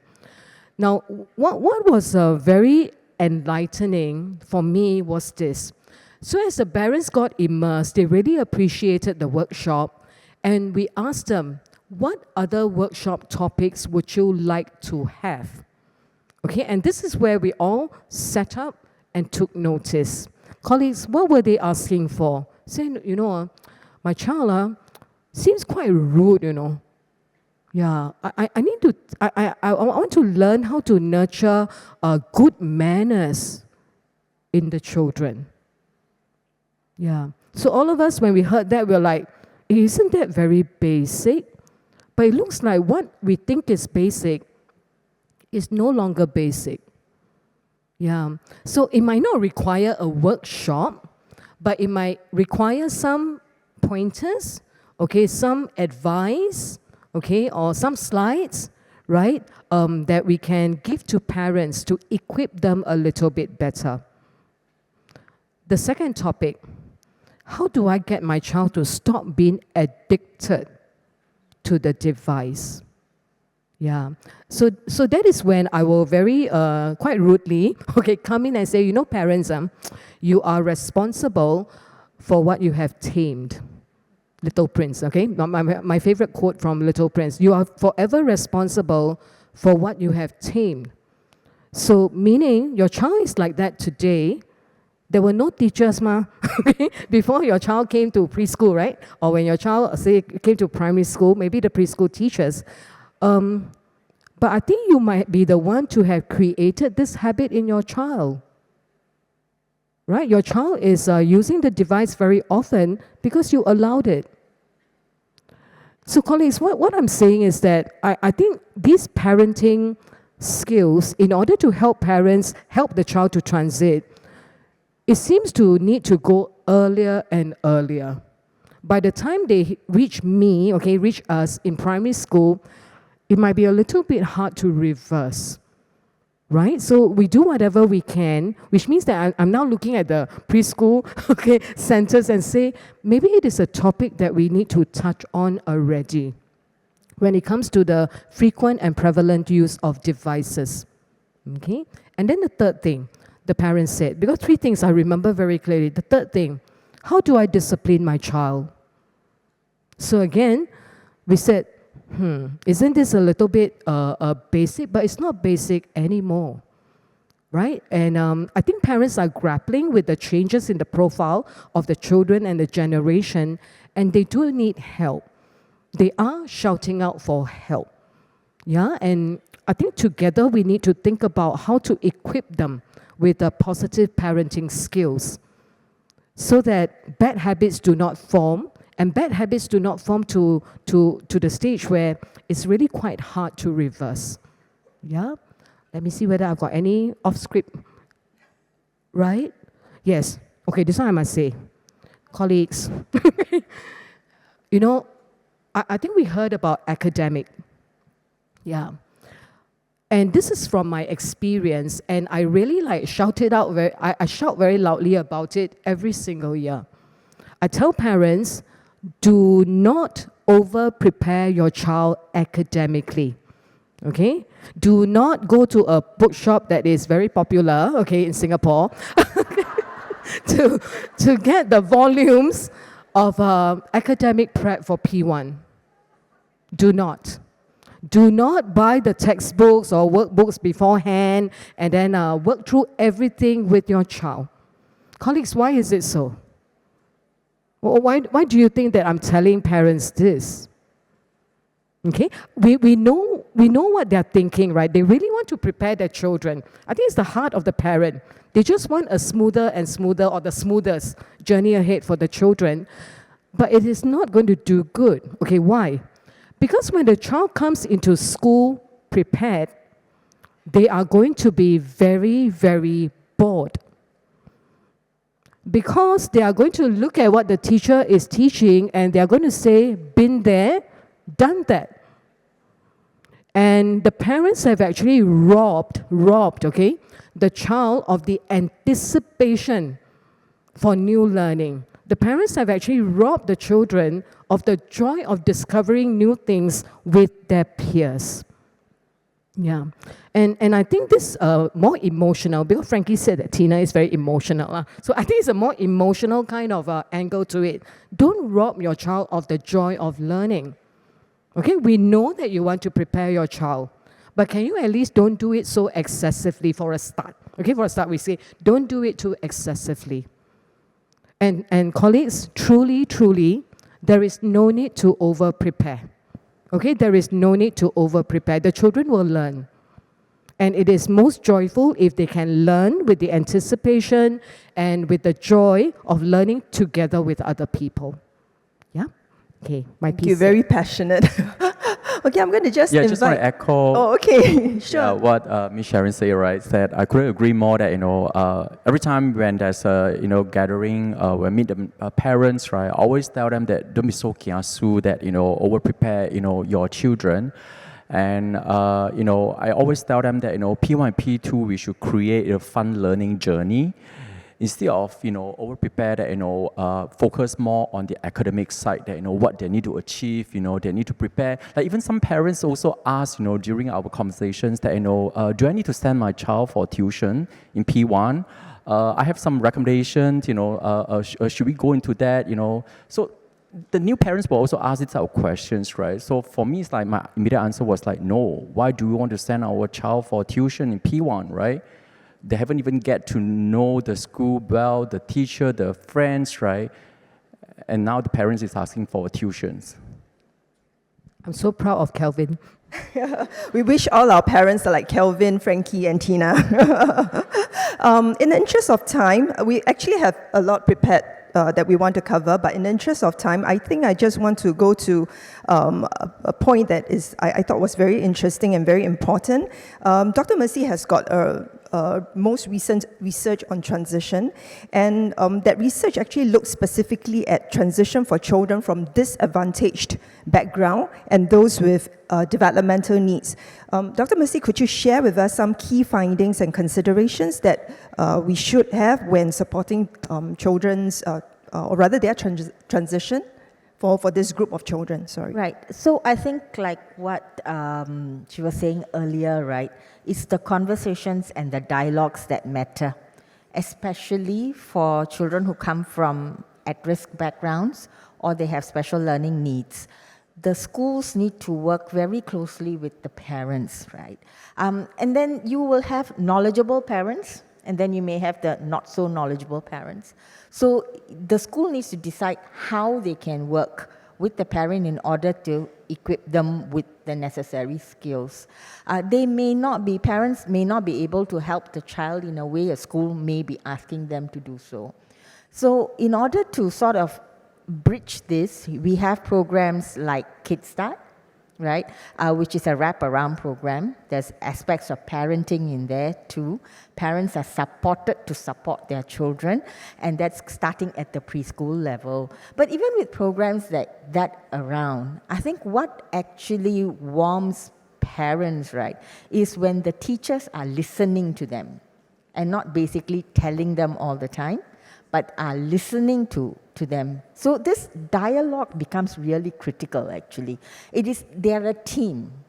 So when you put over this understanding that we know we want to support your child and we are going to make this happen for him at primary school because we are a team, they are able to work closely with the parents. And parents can, of course, look at the resources that Kickstart gives them. In primary, they have Transit, a new program that they've rolled out, and teachers are supporting learners with difficulties. I think Sharon can tell us a little bit more about Transit. But I think at the bottom line, teachers need to know how to deal with anxieties that parents present to them, especially when they have children with needs. So there is a need to be empathetic, there's a need to listen, there's a need to problem solve together, rather than saying, this is how you do something. Because you need to understand the culture from which that family is coming from. You need to understand the demands of the socioeconomic group that they come from. There's a lot of understanding that needs to happen. And then you can actually smoothen out the journey. So, yeah. Thanks, Dr. Mercy, for bringing out Kickstart. We have our Kickstart colleague with us in this conference. Maybe, Sharon, just a bit on Transit very quickly, so our educators will know more about it. Colleagues, Transit stands for something, but I cannot remember it's an acronym. The name. But I know what it focuses on, right? It really focuses on behaviors, right? And children are different. I think we embrace all of them equally, right? All of them have needs, but Transit focuses on children with behavioral needs. And it's a really good program. It is only at P1. Okay, it is only at P1. There are 2 different models, so I think I will speak for the model that is in my school. Colleagues, is it okay? Yeah. So every year, for 3 years now, we will have a group of about, say, 4 to 8 children identified for Transit.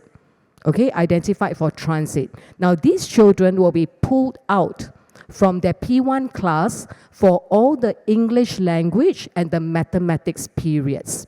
And they will be taught by the Transit teacher for English and mathematics. I think it makes sense because the lower primary years are really focused on literacy and numeracy. Okay?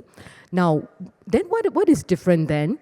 We will also have a special educational needs officer who is Transit trained, who will go into the class and work with the children on social skills and self-management skills. And this is the kind of very customized support that really has worked very, very well, right? I know that some of the questions will be, why is it the whole year? Do they miss out on the whole year? Okay, no. By mid-year, we will do a very careful review to see whether the children can sort of return to the main class fully. Okay, return to the main class fully. And most of the time, they can. Right? Our children are made of sterner stuff than we think they have. They can adapt, they can learn, they can adapt, and they will be ready to go back to the full class. And the Transit teacher will continue to monitor. The Transit Special Educational Needs Officer will also continue to monitor with class drop-ins and maybe occasional sessions of reaching out to the children individually. Yeah, so these are the things that we have. I really want to say that the Ministry of Education has put in a lot of resources to ensure that our children have a strong start. And Transit is yet another example, okay, of a program that caters to children in a very, very customized way. So that is Transit for us. Okay, maybe I'll just say that what I understand is the other model is really in-class support. Okay, in-class support, yep. Okay, thank you, Sharon. So with that, I would like to conclude this panel discussion. Thank you, panelists, for your insights and your sharing. preschools, primary schools, and parents must continue to partner one another in our children's transition from preschool to primary school.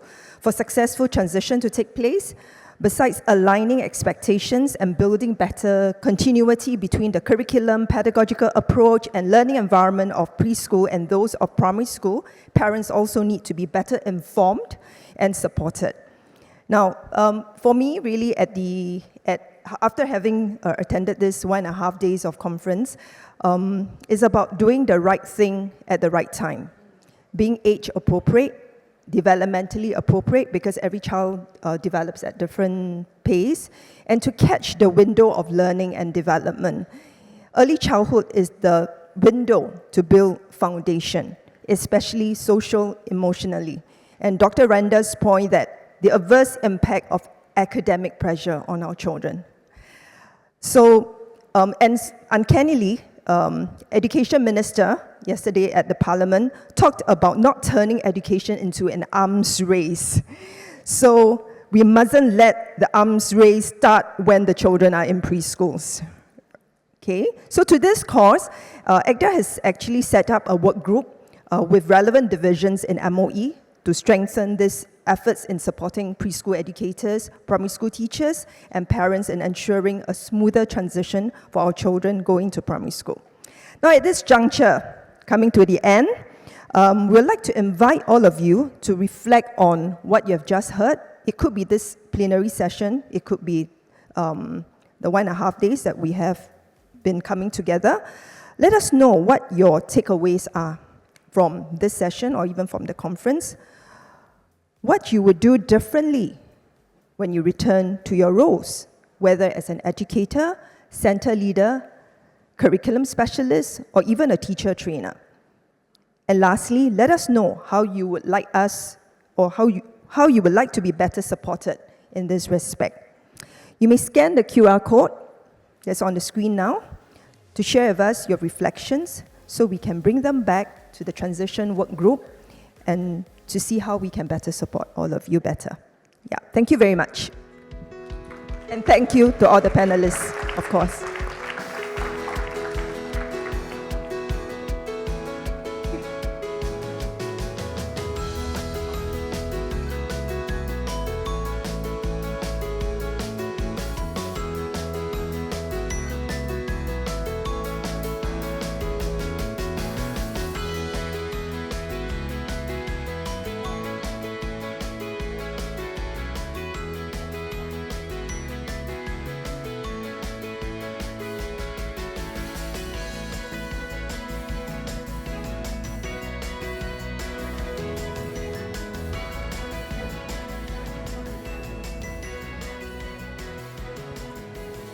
Thank you, Caroline and our panelists. Let's give them another round of applause.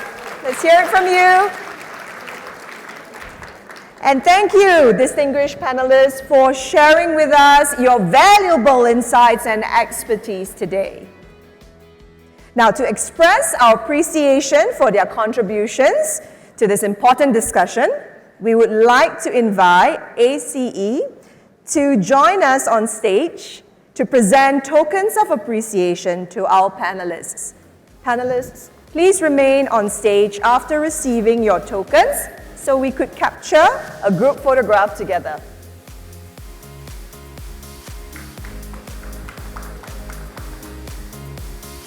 We'll begin with Dr. Mercy.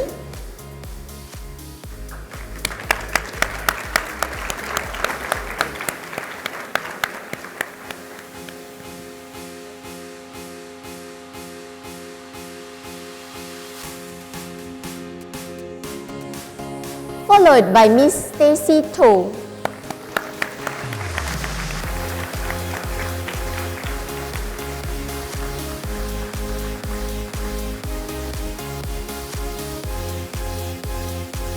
Mrs. Sharon Sue.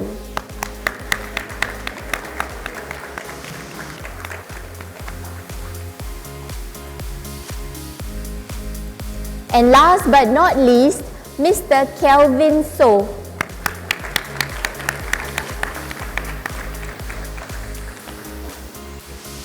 Now let's gather for a group photograph. Panelists, please, Caroline and AC.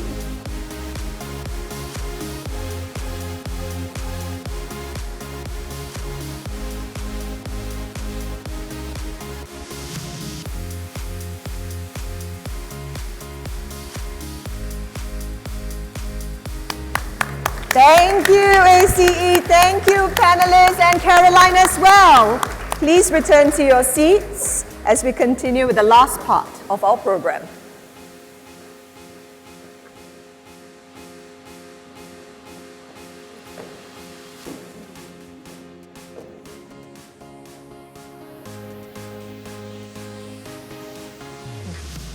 As we wrap up today's program, we would like to remind you that our journey together isn't over. The insights, connections, and inspiration we've gained today are just the beginning. When you return to your respective roles, please remember that you're part of a larger tapestry, one that weaves together our dedicated educators, leaders, preschool operators, early intervention professionals, institutes of higher learning, and those who are passionate about our nurturing our youngest learners, united to give every child a good start. Absolutely. Now, before we conclude, we have a few administrative matters to share with you.